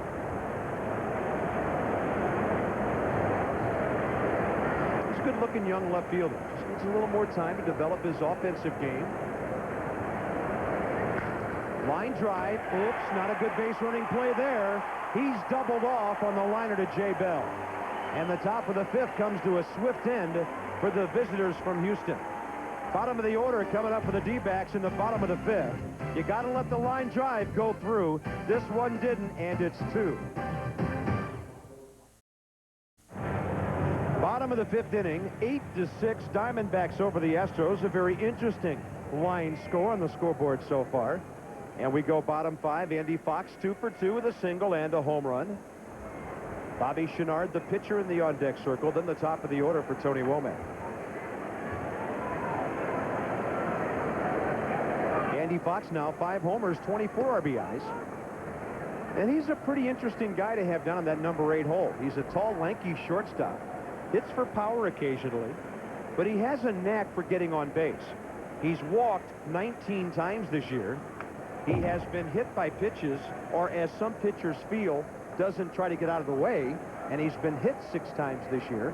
He has an on-base average in that number 8 hole of around 390 or so. Well, one thing about Andy Fox, when he gets hit with a pitch, he basically does it naked. I mean, look at him. He doesn't have any of that gear that a lot of these guys wear that throw their bodies in front of it. And Brian Williams with about a 90-foot pitch over the top of Randy North. Tried to overthrow that breaking ball once in a while. North sitting down there waiting on it to come to him. It just never did. That one stayed on the table as opposed to dropping off. It might be the rain that's affecting his grip here in BankOne Ballpark tonight. Fastball up and away, ball 3. You don't want to walk this man because then you give Bobby Chenard a chance to just walk in there and bunt. You got to get this guy to put pressure on the other team and maybe get yourself a 1-2-3 inning. Here's the 3-1. Half swing over to his left, Biggio. It takes a funny hop on him, and Fox is aboard. Greg Biggio has made 4 errors on the year. Biggio may be charged with his 5th error right here, and the reason being he knew that Fox was going to be hustling down the line. He had backed up, positioned himself to play deep because of the count being 3-1. He had to come get it on whatever hop was awaiting him when he got to the baseball. It was the in-between hop. He wasn't able to make the play, and Fox is on first base. Arizona reliever Bobby Chenard steps in. Oh, he lays down a beauty. Right on the dirt between home plate and the mound. It'll go 1-4 on the sacrifice.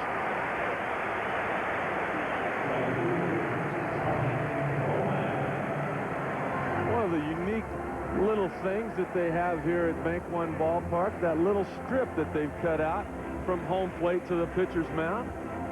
Yeah, kind of like some of the old-time parks. Yeah. Nice little alley right there. You know, if you're struggling with your control, all you have to do is throw the ball down the dirt path. It's going to go over.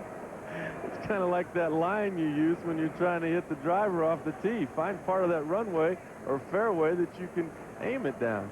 You know, that might have been designed with some expansion pitchers in mind last year when they opened this place. Well, Buck Showalter had a lot of things that he was involved in around here. He not only picked the players' lockers and all of the different uniforms, he picked which locker the players were going to be in.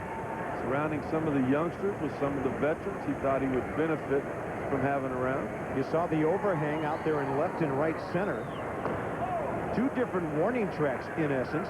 A warning track, grass, and then another little dirt path.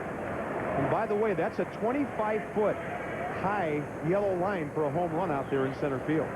With the overhang. A quirky little look to BankOne Ballpark out in center field. I like it. Here's a 2-0 to Womack and a 1-hopper to Bagwell. He looks the runner back and then backpedals to the bag, 2 down. And around the corners, it's 3:30. You see a little miniature Bermuda triangle out there. Then it gets out to 376 in the gaps and 413. It's a symmetrical ballpark with a couple of little quirks, just a little bit deeper in right field. Something that can provide a little bit of a home field advantage because obviously the team playing at home knows a little bit more about how that ball is going to come off. Visiting teams, it takes them a while to learn. Only coming here for 3 games, sometimes just 6 games on the year. Sometimes an advantage for the home club. A little kid hiding right behind the yellow line in deep left center field. 2 outs, runner at second now, and Jay Bell, the batter. BankOne Ballpark seats 49,075.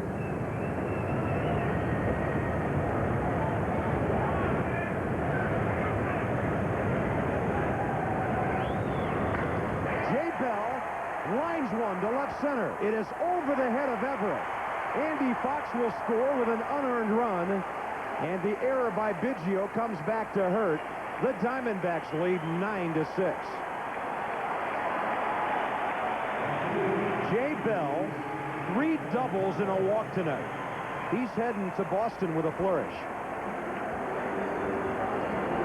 Sometimes those sacrifice bunts seem very unimportant at the time, but when you get a guy that hits a ball as hard as this, had Andy Fox still been on first base, the possibility of him scoring might not happen. The sacrifice was executed perfectly. Jay Bell hitting the ball hard once again tonight. We'll take a look at another one of those little quirks out there. I imagine those fans in center field that overhang on the field had a pretty nice view of that line drive. Looks like the Astros are going to make a double switch. 413 in left and right center, the deepest part of this ballpark. Brian Williams is gone, and the Astros will also switch shortstops here. So Williams gone, bottom 5. Billy Spires in, 9-6. Well, a leadoff error by Craig Biggio, and his reaction after Jay Bell doubled in that run. He knows if he'd have made the play, it would have been a 1-2-3 inning. And a 2-run game, and the Astros would now be batting top 6. Instead, left-hander Trevor Miller is their third pitcher of the night. Trevor Miller outstanding last year, holding left-handed hitters to just a .217 average. Normally just a left-handed hitting specialist. He'll come in, face a left-hander or two, but getting into the bullpen as early as the Astros did tonight, a lot of guys are going to be expected to pick up that slack. Double switch. Billy Spires will bat ninth, play third. Tim Bogar moves from third over to shortstop. So the Houston pitcher Miller is batting in the number 6 hole where Ricky Gutierrez was. Any runs scored in this inning will be unearned. And with the runner in scoring position, 2 outs, Luis Gonzalez stepping in, 1 for 3 with an RBI base hit. Finds one, left field line. A run for Hidalgo, he's there. And the Diamondbacks will settle for 1. An error, a sacrifice, and a Jay Bell double, his third of the night. And after 5, it's 9-6 Arizona.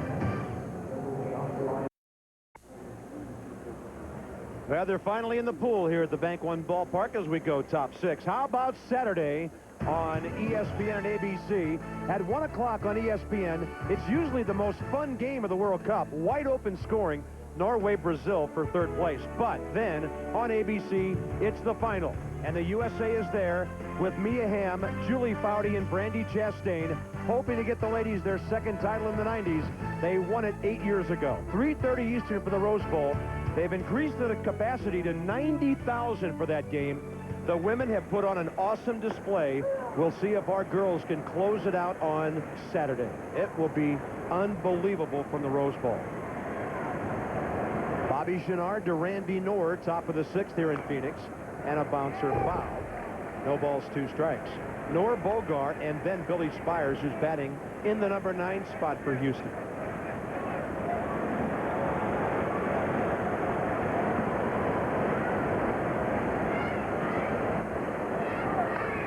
Breaking ball, it's hit right at Matt Williams. He scoops it up and shows you how he won 4 Gold Gloves. Matt Williams also shows you how he's probably going to win another Gold Glove. He's just been tremendous this year for the Diamondbacks. Everybody talks about his offense, but one of those versatile players that does everything. Sometimes defense gets overlooked. You hear about guys getting bigger and stronger, guys spending, more time in the batting cage, hitting off the tee. Matt Williams is one of those guys that will spend extra time taking ground balls, working on his defense. Tim Bogar, a versatile defender, now playing shortstop, takes ball 2 from Bobby Chenard. Singled up the middle, scored a run back in that 2-run fourth.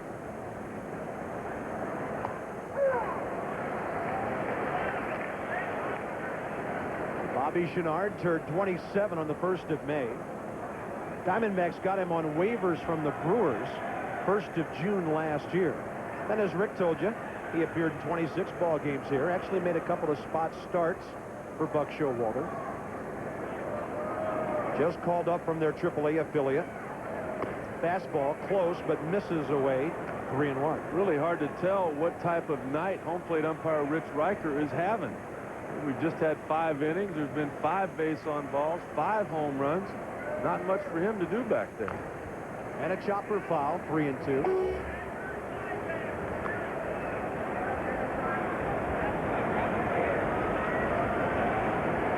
Buck Showalter's Diamondbacks. 6 games over the 500 mark, chasing the Giants. They're in a battle of a close ball game at San Diego tonight. And a 3-2 pitch coming. Fastball misses away. Let's get it back to Steve Levy. Bob, thank you. Some more high-scoring fun. The Mariners and the Angels move on. We showed you homered earlier in the game. This will be an opposite field double. Darren Erstad would score off Ken Cloud, and it's 10-3 Halos. Also, for Los Angeles, the story remains the same. The Dodgers have lost now 9 of their last 10. They fall to the Rocks, guys. And if the Giants win their game tonight, Steve, L.A. will be 12.5 games out. Unbelievable. Here's Billy Spires batting for the first time tonight. Breaking ball misses from Chenard. Spires appearing in his 63rd ball game. He's had 187 at-bats, hitting a solid .278. A real good veteran to have around on your ball club. One of those guys that brings a lot of chemistry to a ball club, whether he's in the lineup or not.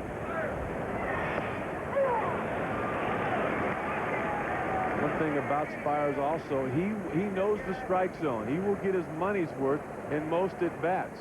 A couple of years ago, he walked 6 consecutive times. So he's going to make you throw strikes most of the time.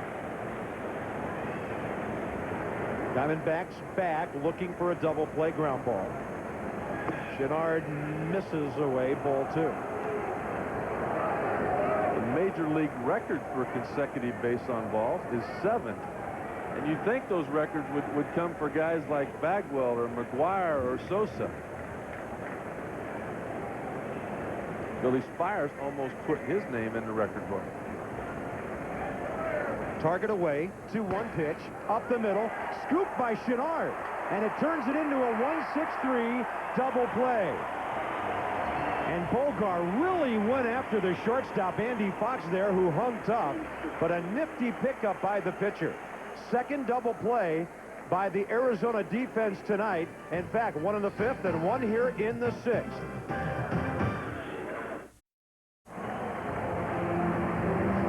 The team concept of the Houston Astros is to pick each other up. And when a guy grounds into a double play, it's the guy on the base paths more times than not that will take the blame. Tim Bogar will say, it's my bad. He takes a look, he sees Chenard gets it, but Chenard gets rid of that ball almost like an infielder. Look how hard Bogar goes into the play, trying to get to Andy Fox before he can complete that double play. That's how this team of the Houston Astros pulls together. The guy that does not break up the double play is the guy that says, that's my fault, not yours. Andy Fox was making sure Bogar was okay there after coming down on his helmet and then on his hand with the spikes. Well, Fox realizes that if he has to break up a double play later on, Mr. Bogar will be the one with the ball in his hand coming across the bag. Matt Williams, bottom of the 6th. And Trevor Miller misses on his first 2. 24th appearance for the left-hander. Just 23 innings on the year. 16 base on balls. That's not a good total. Normally he's coming in just to get a left-hander out. He has one of the 3 non-Billy Wagner saves. Jay Powell has one. Scott Ellerton, who's now a starter, has one. The rest of them belong to the flame-throwing left-hander. Matt Williams 2 for 3 tonight with 3 runs batted in, including his 22nd home run. A changeup, and it's popped straight back. They were down 4-1, Rick, when he started this 6-run 3rd inning. And right when we thought young Wade Miller was going to have all of the confidence in the world, Matt Williams turned it around in a hurry.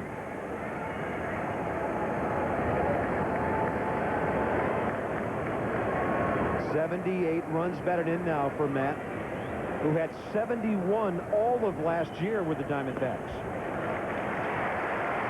And he takes the leadoff walk. That's the 5th walk issued by Houston pitching tonight. That is certainly not like them.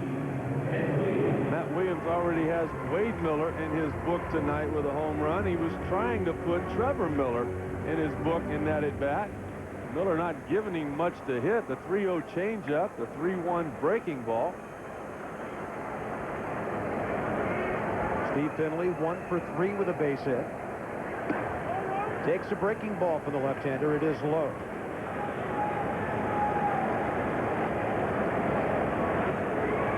In a normal situation, Trevor Miller coming in the bottom of the 5th inning, getting the left-handed hitting Luis Gonzalez out, his night would be over with. A job well done. But this is not a normal ball game for the Houston Astros. Their starters usually getting into the 6th or 7th inning.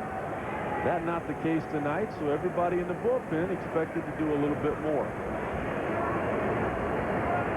Galante, Vern Rule, they've seen Diamondbacks all over the bases tonight. Finley jacks one to right field. See you later. A 2-run shot, and it's 11-6 Arizona.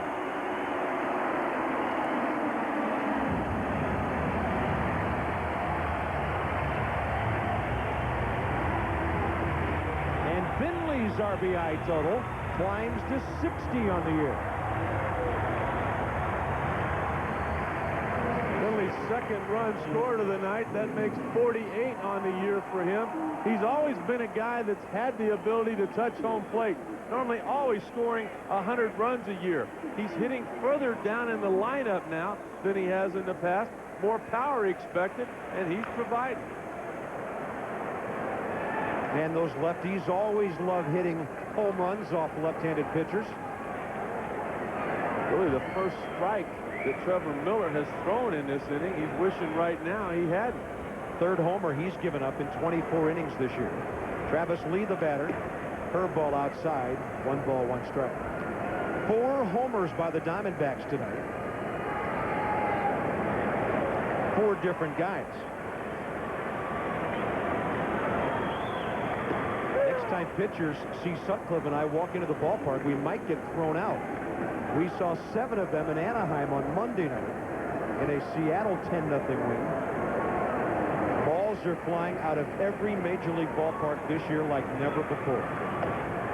High heat and a strikeout for the first out here, bottom 6. That's why I'm trying to become a broadcaster. I got tired of giving up home runs. They're a lot easier to watch from up here than they are from down there 60 feet 6 inches away from home plate. I do understand you've made a lot less visits to the chiropractor since you've been retired after all those neck snaps out there. You know, as a player in the latter part of your career, when you wake up in the morning, you have to start like checking parts, man. You get, you know, all right, does my back work? You know, how about my legs, the hamstrings? You know, there's always seems to be something wrong as you get into your late 30s, early 30s sometimes. Damian Miller, a 3-run homer in 3 trips tonight. Well, Rick, you had a great career. You played on some winning ball clubs. When you look back on your career, the fact that you went to postseason play, is that the thing that just really first jumps out at you? You know, that's always the thing that you remember. Those seasons, 84 with the Cubs, 81 with the Dodgers, 89 with the Cubs. You remember those years where your team won. Individual things, they just don't mean a whole lot because there's nobody. I mean, you don't have the whole city involved with what's going on. But I don't think anybody ever goes back to the playoffs as much as they'd like. And a bouncer hits the bag, stays down for Spires, and it turns into a base hit for the lucky Damian Miller. So maybe Damian, after going 1 for 22 before the homer, has a bit of a change of fortune going on here. Well, even though the batting averages of the catchers for the Arizona Diamondbacks aren't something that jump out at you, Buck Showalter is very happy with the way these guys play the game. They play hard, and their first job is to handle the pitching staff. They consider themselves part of the pitching staff first, part of the lineup second. They can both catch, they can both throw, and occasionally they'll pop one for you. Andy Fox, the batter, he's been aboard 3 times tonight. Curveball catches the outside corner. He came into this game with an on-base average of .386. He doesn't get credit for being on base because of the Biggio error, but he does for the base hit and the home run. I mean, you're talking about a guy batting in front of your pitcher who's getting on base almost 4 out of every 10 times up there. And that's about as good as it gets for any number 8 hitter in this league. Well, he's the main reason that the Diamondbacks decided to trade their shortstop of last year, Tony Batista. Buck Showalter just simply said Andy Fox deserves an opportunity to play. He's done everything we've asked of him. He played everywhere last year. He'll never embarrass you anywhere you put him. And he's got some pop. Occasionally he can pop one, as he proved tonight. 1 ball, 1 strike. Going the other way, fouls it out of play. They have another shortstop on the team, switch hitter Hanley Frias, but he's only batting .156. So it's not the true platoon that Buck Showalter may have envisioned, because he told everybody he was going to platoon it short with those 2 and behind the plate with Kelly Stinnett and Damian Miller. Frias in the middle of your shot next to Bernard Gilkey right there. Frias more of a defensive specialist type guy. Kelly Stinnett also there. Andy Fox will bring more to the ball game when he's got the wood in his hands. By the way, earlier, Rick mentioned that Luis Gonzalez was not on the All-Star ballot. That's because Bernard Gilkey was. But Gonzalez has stolen the votes here. Look out, and there's Fox getting hit for the 7th time this year. I don't think we can say that that was him leaning out over the plate. That ball got away from Trevor Miller. Looks like a fastball up and in. Andy Fox will dive to the outer half of the plate. Miller trying to just get that strike on the inside corner. Nor look at him sitting down right there. But watch Andy Fox. He dives to the outer half of the plate. He tried to get out of the way of that one. Just nowhere to go. And without that protective gear, you could tell from his reaction there, that hurt. On base 4 times tonight. Here's Bobby Chenard again. Gets to bunt. Did he miss it? Evidently.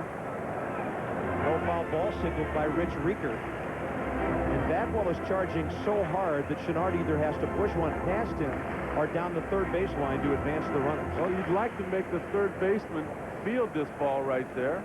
And he completely missed that ball. He did not get a piece of that. We're lucky that the ball didn't get any further away than it did. Outside, ball 1. It's now a final in Colorado. Rockies beat the Dodgers, as Steve Levy told us, 7-5. Only 1 game in progress now in the National League. Bottom 7 at San Diego. Padres have taken the lead over the Giants. Diamondbacks could pick up a game tonight and be only 2 back.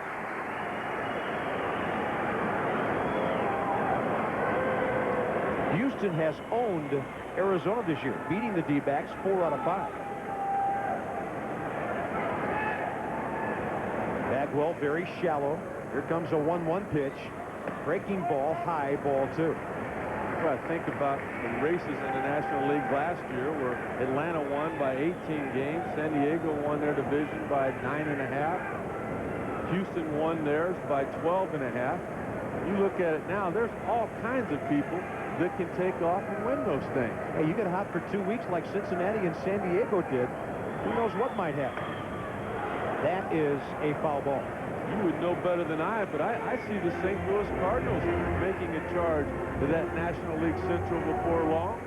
Atlanta, you know, they're going to be there. New York, Philadelphia trying to get into the race.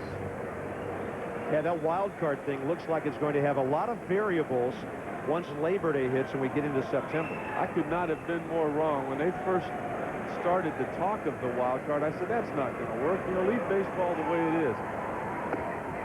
Ball 3, breaking ball up high. It's been a terrific thing for baseball. Well, how about the Cubs and the Giants with the playoff last year? 2 clubs that would have been way out of it. Well, you know, anytime the Cubs get into the playoffs, I mean, come on now, you gotta pull for them once in a while. Sure do. Full count. Better not walk this guy if you're Trevor Miller. And the ball is bunted foul. It's a strikeout anyway. It came up and hit the batter. But before it did, it was a foul ball bunt. And that's the second out of the inning. Chenard just not doing a very good job here. You can see the movement of the bat. You're not supposed to do that. It's real simple to sacrifice bunt. Get the bat out there, get it at the angle you need it to bunt it in the direction you're trying to bunt it in, leave it there, and simply catch the baseball with the bat. He pulled it back, he tried to push it, and that just makes it a lot more difficult than it should be. Tony Womack squirts one out to short. Bogart to Biggio, and it's a 2-run 6th inning for the Diamondbacks on the Finley home run. But look out here, top of the order, Killer Bees, Biggio, Bell, Bagwell coming up for Houston. Hey, one of the greatest things about the All-Star game at Fenway or any other, the home run hitting contest. The Green Monster takes center stage. McGuire hit the longest last year, but Griffey hit the most. Canseco, what a home run year he's having. Sammy will be there. All the great sluggers. Baseball tonight at the Derby. All-Star Monday, 7:30. The Derby itself at 8 Eastern. And then guys like Kevin Costner, Matt Damon, and a host of others, and the All-Star Celebrity Hitting Challenge. For more, log on to ESPN.com, part of the Go Network, go.com. I can't think of a greater place for a home run hitting contest than Fenway Park. Maybe Fenway and Wrigley would be the 2 greatest. We've already seen Colorado. And here's Biggio, who's had a perfect night. How about the damage to the homes there at Fenway? How about those people? Look out if you're driving on the Massachusetts Turnpike Monday night behind the Green Monster. Biggio, a perfect night. He only needs a triple for a cycle. It's the hardest of the 4 to get. And he rips one out to left center. He might go for 2. Finley has a long run. Biggio is thinking about a double, and he's got it. He's 4 for 4 with 3 extra base hits. So I'm not going to the All-Star game. You know that he's hoping Bruce Bochy of the San Diego Padres picks up the Houston, Arizona box score tomorrow to take a look at this. Biggio's average, not what it normally is this time of year. The last 4 years, he was voted into the All-Star game as the starter by the fans. He was edged out this year, but as the true professional that he is, he says, hey, Jay Bell deserves it, Jeff Kent deserves it. I'll spend the 3 days at home with my family. Hey, remember last year, though, you're never off the All-Star team until the last day. Sammy Sosa got hurt last year. And then, of course, Jeff Shaw got traded from the Reds to the Dodgers, leaving the Reds without an All-Star. They had to plug in an extra guy. So some crazy things can happen to put people on the All-Star game that final weekend before the game. Maybe for Biggio and Alex Rodriguez, the door has not been closed just yet. Eric Bell's having a big night, 2 for 3. Ooh, he swings through a fastball. Looked like a pretty good pitch to hit. He's in the hole, 0-2 now.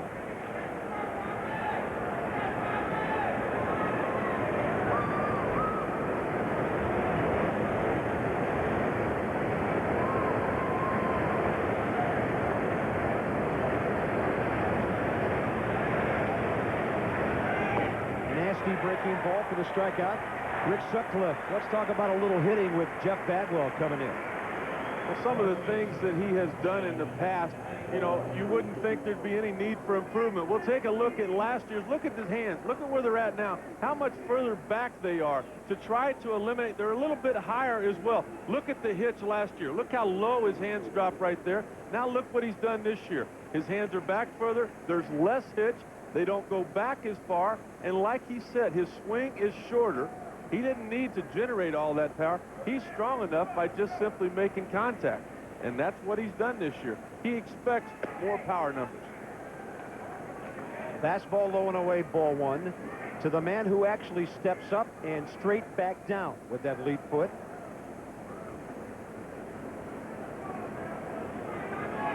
So many things that he does in the course of an at-bat that you just can't teach. Changeup by Chenard. It's a beauty. 1 ball, 1 strike. Jeff Bagwell earlier tonight hit his 27th home run. He has 74 RBIs on the year. It was his 127th career road home run, a new Houston record. He's already broken Jimmy Wynn's all-time Houston home run record. The toy cannon had 224.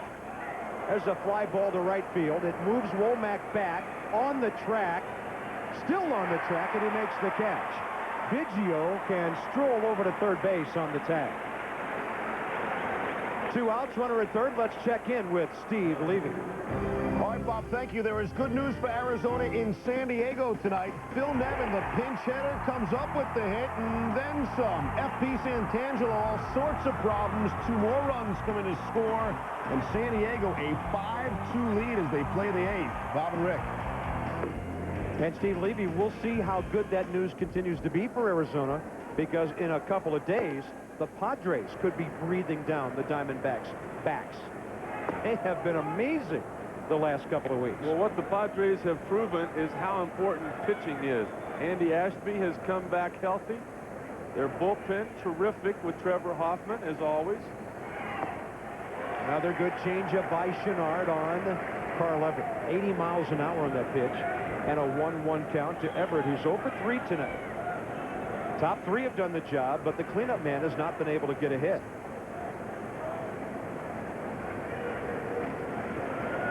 Padres starting tonight, 7 back of the Giants.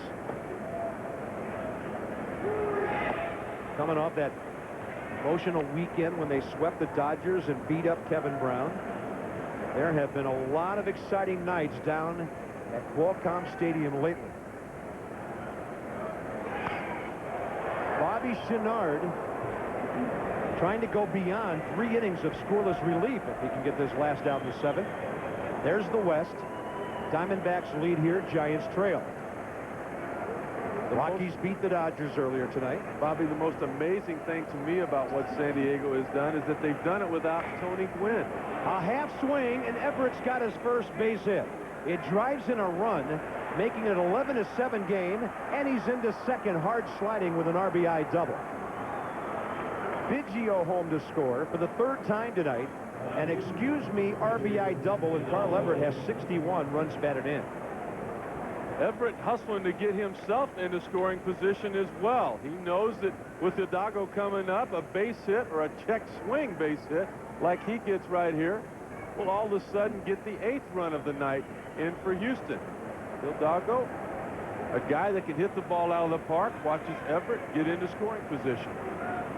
Richard 0 for 2 with a walk tonight. Arizona out hitting Houston 12-11, but leading 11-7.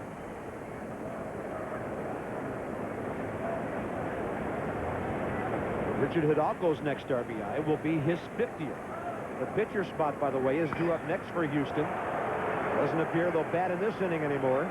Womack under the fly ball, and the Astros trying to chip away, but now they're down to their final 6 outs. A run on 2 hits. Jay Bell and Biggio. These guys are doubling all over the place. Jay leads off. Sunday Night Baseball, the Second City Series. Cubs were not smiling a couple of weeks ago at Wrigley when their buddies from the South Side, the White Sox, put what you might call the big hurt on the Cubbies. Chicago's got some good young players like Maglio Ordonez, and you'll see it on our Sunday night game of the week in its 10th year now, 8 o'clock Eastern. For more, log on to ESPN.com, part of the Go Network, go.com, and Maglio Ordonez is going to the All-Star game. One of those guys you may not know a whole lot about. A crosstown classic between the Cubs and the White Sox. It's actually become the White Sox scandal when they swept the Cubs earlier and sent them into a spin they've just not been able to get out of. Yeah, not quite the same as 1919 when they threw the World Series. Jay Bell, 4 base hits. Biggio, 4 base hits. I think Bruce Bochy's just going to have to take them both to Boston.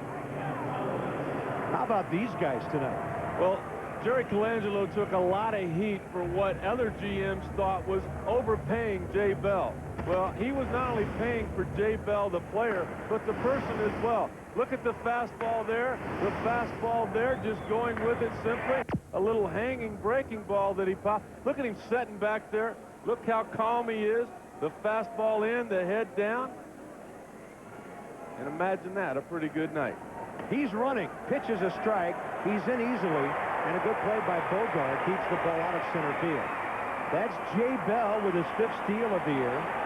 By the way, we were going to show you his walk, but it wasn't as exciting as the other video. He does have a walk in the middle of those 4 base hits. Well, he kind of felt like he let the team down. The 3 hits before this one were doubles. He was standing on second, so what does he do? He gets a single and simply steals second base. Nice backhand pickup by Bogart. Luis Gonzalez 1 for 4. Taps foul, a breaking pitch from Trevor Miller. Last inning of work for Miller. He's due to bat first in the top of the 8th. Well, it's efforts just like that on the part of shortstop Tim Bogart that's the reason the Houston Astros are the 2nd best fielding club in the National League. Their pitching gets a lot of credit for leading all of baseball in ERAs, but their defense is right there with them. Fly ball center, not well hit. Everett coming in. He's got it. Throw to second. If it hadn't been high, it would have been a double play. Bogart had to jump up for the throw.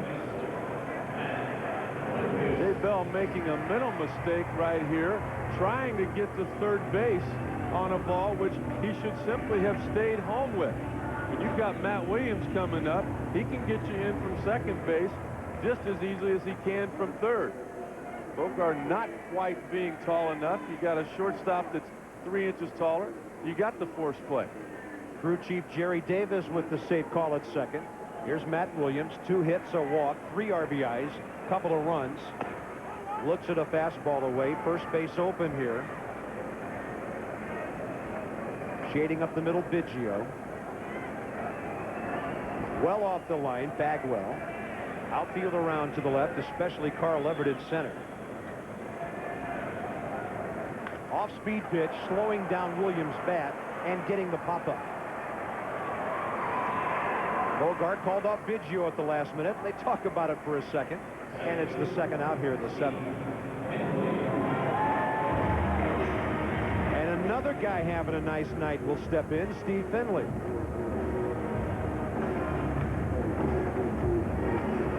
Steve Finley last year had the lowest batting average in the National League for starters against left-handed pitching. What did he do in his last at bat against the left-hander? And hit the ball out of the ballpark. His 16th of the year, 60 RBIs. And a breaking ball is in there from Trevor Miller, the man he hit it against. And the reason he got a pitch to hit out was because Miller fell behind in the count. Finley a lot of times will take that first pitch in hopes of the pitcher digging himself into a hole where he's got to throw a high fastball. Breaking ball out to right center, pretty deep, near the pool, and it is gone.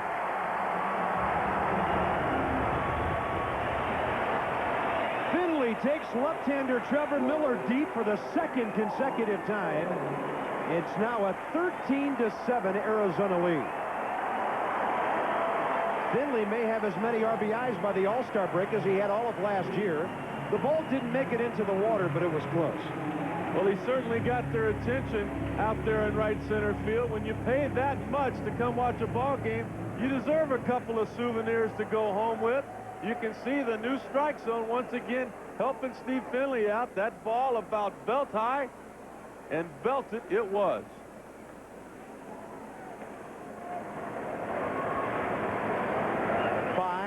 Arizona homers.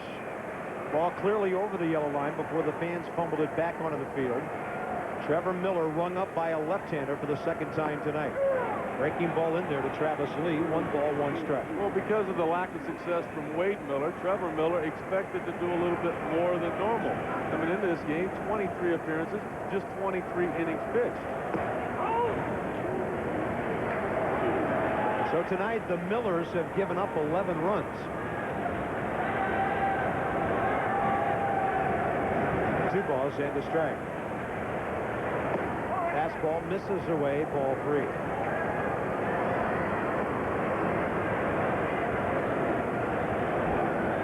Finley now 17 home runs, 5 RBIs off of his total for all of 1998. And a pop-up right field line. Biggio's got the angle and the ball. And the D-backs are gone in the 7th, but they tack on 2 more. They've only not scored in 1 inning tonight. 13-7 for the home team.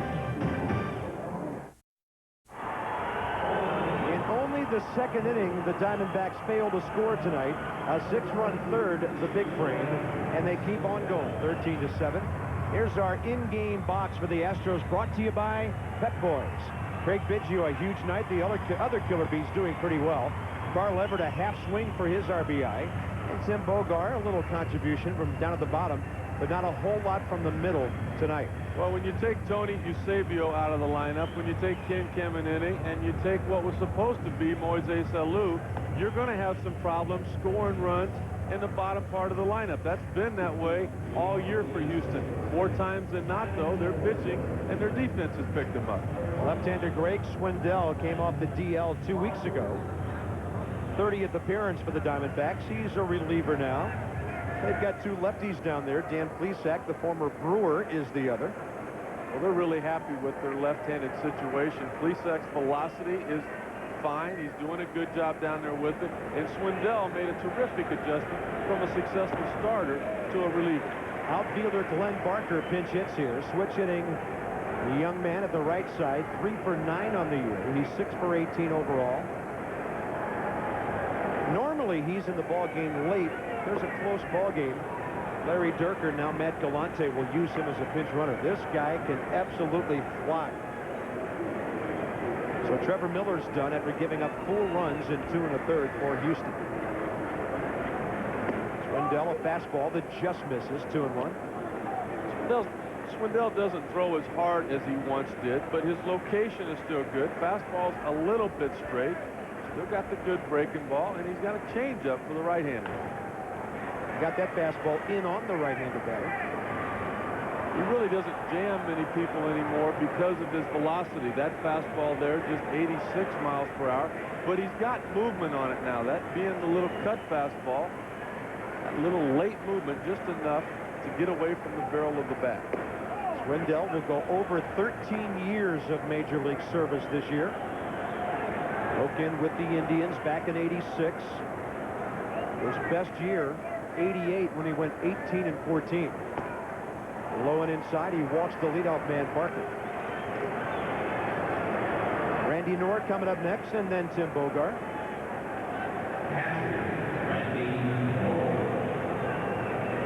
Normally, Barker would be a serious threat to try to steal second base. He's second in the National League as far as rookies are concerned in stolen bases. I had to laugh at something Jose Lima said the other day. You know, people get tired of his antics on the mound. Some opponents have called it a very tired act. Jose said, hey, if a guy hits a home run off me, he can stop at every base and do the Macarena. That's not going to bother me. Isn't that great? Jose would probably sing to him if he wanted. 1 ball, no strikes to Knorr. Jeff Bagwell is one of the guys in baseball that I respect most. And when I saw Lima doing all those things last year, I said, hey, what's up with this guy? He said, you know, I'm not a big proponent of guys doing stuff like that, but he said he's one of my favorite all-time teammates. It's just the way he is. Not once every 5 days, 7 days a week. I'll tell you, the fans in Houston love him. He signs more autographs than anybody. Larry Dierker used to say, if you don't have Jose Lima's autograph, you haven't tried. He not only loves the fans, they love him. He performs for them. He comes early. He stays late. He's a musician. Has the clubhouse rocking all the time. 3 balls and a strike. Doesn't mean a whole lot, though, if you don't win. Only Kent Bottenfield has more wins now in the National League than Jose Lima with 12. A 3-1 to Randy Knorr. Changeup popped straight back. The Astro clubhouse man, Dennis Livorio, told me a funny story about Lima. He said he came to the ballpark the other day with his getaway day. You have to wear a suit, and he had this bright yellow suit on. He had an orange tie and some kind of hat, and he says, what in the world is that? And Lima looked at him and he says, hey, buddy, he says, I'm 12-4. I look good in anything. Swing and a miss on a fastball. Swindell blows it by Randy Knorr. That's the first out here in the top of the 8th inning. There's that cut fastball right here on the part of Swindell, running down and in on Knorr. Not able to get to it. The movement on that. Once you see it, now you don't. Tim Bogart next.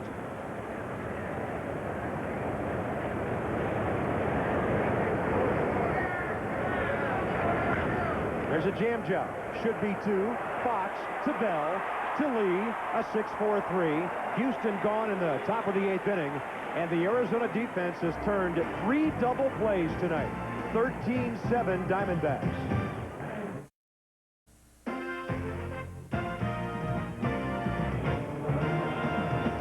ESPN Wednesday Night Baseball is brought to you by AT&T. It's all within your reach.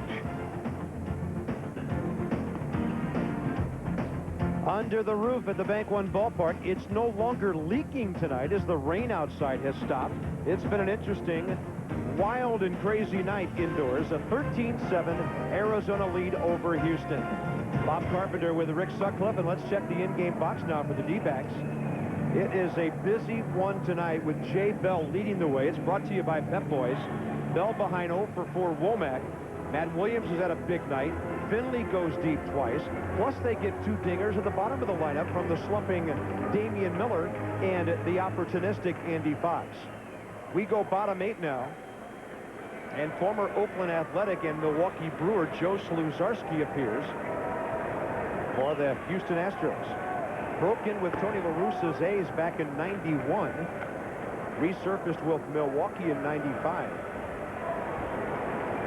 making his 26th appearance of the year and the first one at the major league level this year. Just got called up. That's a ball hit out of play to the left side. He was called up when Sean Bergman went on the DL with a tight right forearm. Well, they expect Sean Bergman to be back when his disabled list time is up. 12-game winner last year for the Astros. They want him to be a big part of what now is the big three, him possibly being the fourth. And then, of course, Scott Ellerton, once he develops, he's going to be special. Well, Damian Miller came into this game 1 for 21. Then he made an out. He's 2 for his last 3 with a 3-run homer and a single that hit the bag at third. So suddenly, not looking so bad. His batting average up to 267. Box to follow. Then the pitcher spot.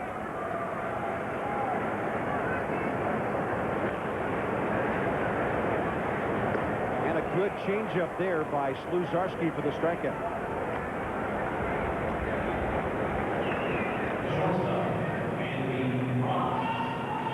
Here, there's Chris Holt. We were wondering earlier in the night what's become of Chris Holt. And Rick, it looks like here in a mop-up situation, he may get a 9th inning to get some work in. I thought maybe he was on the disabled list or something. He's not listed to pitch the next 4 ball games. Struggling as a starter this year, 1-9 on the year for the Astros. Line drive left field. It's right at the left fielder. And there to grab it, Hidalgo for the second out. You know, Bob, when I look at a guy like Joe Sluzarski, you got to be happy for him to make it back to the big leagues. This is a guy that had a lot of success when he came out of college. He was a member back in 1988 of the gold medal Olympic winning team there. He was in the big leagues just a couple of years later in 91. 20 games, 19 starts, a 5-7 record. And then all of a sudden, it just wasn't working out for him. But did he fold up the tent and go home? Absolutely not. He's played almost everywhere at the minor league level. And because of that perseverance and hard work, he's back in the big leagues. And right now in the batter's box, a guy who's turning into one of the best part-time players in the big leagues. But DeLucci pops it up, and David is gone on 1 pitch here in the bottom of the 8th inning. He was hitting for Swindell. Vladimir Nunez has been in the Arizona bullpen. We'll see if he takes on the Astros. We go to the top of the 9th. Diamondbacks lead by 6, trying to put the Astros away for only the 2nd time in 6 ball games this year. All-Star Weekend kicks off Sunday on the Deuce, the Futures game. Top prospects from minor league baseball take to the field. And then on Monday, baseball tonight sets the scene at 7:30 for the Century 21 Home Run Derby live at 8. Following that, it's the Celebrity All-Star Hitting Challenge, Costner, Damon, and others at 10 p.m. And then baseball tonight, more live coverage for the All-Star Game Gala at midnight. All the festivities from Fenway Park in Boston. We are all over it. And tonight's copyrighted telecast presented by authority of the Commissioner of Major League Baseball and may not be reproduced or retransmitted in any form. The accounts, descriptions, and strikeouts of this game may not be disseminated without express written consent unless Randy Johnson tells you so. Well, we talked about this earlier. His last 3 games, 0-3, 43 strikeouts, microscopic ERA. Jose Jimenez no-hits him and 2-hits him, and Ron Vallone beats him in between. Let's talk about what this guy has also done throughout his career. When he takes the mound, we're talking about somebody not only special in today's game, but somebody that's special in the history of baseball. The strikeout total that he has amassed, some of the things that he's done, wanting to be a part of a championship, and he brought that hope with him here to Arizona. As incredible as it may seem, and there's a Vladimir Nunez who takes over for the Diamondbacks. When Randy Johnson struck out 14 Cardinals the night Jimenez threw the no-hitter, it put him over 2,500 strikeouts. So as great as Randy Johnson is, he's slightly halfway to what Nolan Ryan did. Amazing. You think about the Houston Astros and the Astrodome, and I'll never forget the sign when you walked in that said, "Welcome to the 8th wonder of the world," there in Houston. Well, we didn't believe that. We knew that somewhere along the line somebody would build another dome stadium. We always thought the 8th wonder of the world was Nolan Ryan. You're just not going to build another one like him. 200 strikeouts in 19 starts, an average of just over 10 a game. Fly ball right field. Spires was reaching for it, and Finley is reaching for it. One out.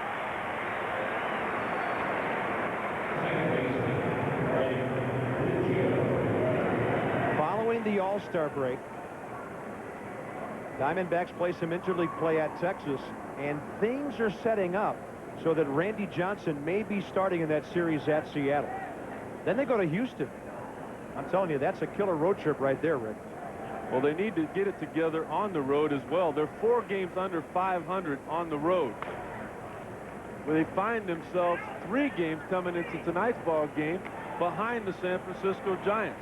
The Giants, on the other hand, are 1 game above 500 on the road. So the Diamondbacks need to solve that, and the first thing they need to do is figure out who's going to pitch the 9th inning. Tonight, it's Vladimir Nunez. Yeah, not much of a decision with a 6-run lead. By the way, another check on the Giants shows them trailing 5-2 at San Diego. Padres now batting bottom of the 8th. So it's looking like Arizona will be only 2 back at the start of the night, and the Padres would be just 6 games out. Craig Biggio tonight, for the 21st time in his career, 4 base hits. Inside corner, ball gets away. Miller throws, safe on the strikeout. Looked like a pass ball on Damian Miller, a fastball tailing inside. SportsCenter coming your way next. Rich Eisen, Kenny Mayne standing by. They'll show you Pedro Martinez's attempt for number 16. Didn't go real well for him tonight. Reserves making the All-Star team, and Jamal Anderson, a no-show today. That's all coming up on SportsCenter next.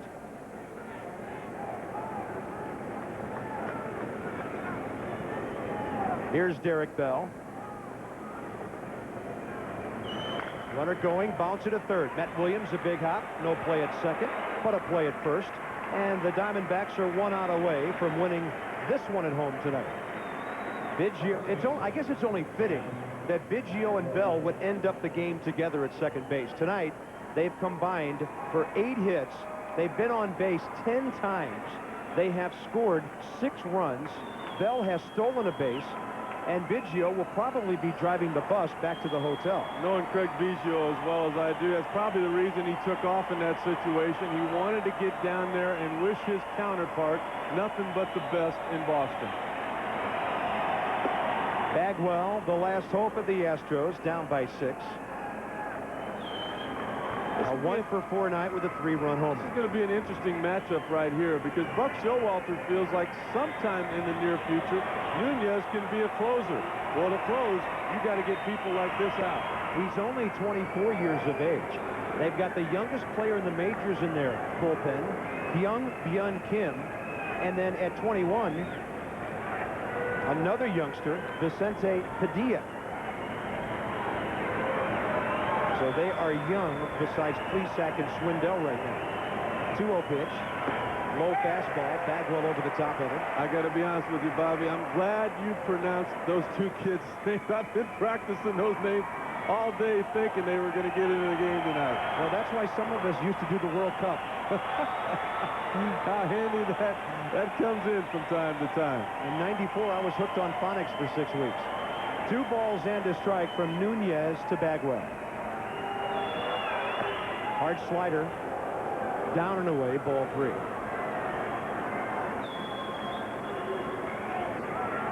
Rick Sutcliffe, are the Diamondbacks out of their slump? Well, they're out of their slump offensively as far as tonight's concerned. I don't think that's a real concern of Buck Showalter overall. As long as they stay healthy, they're going to score runs, but they've got to figure out who's going to get the 25th, 6th, and 7th out of the game. Bagwell up the middle, right where Jay Bell is playing on the shift. And the ball game is over.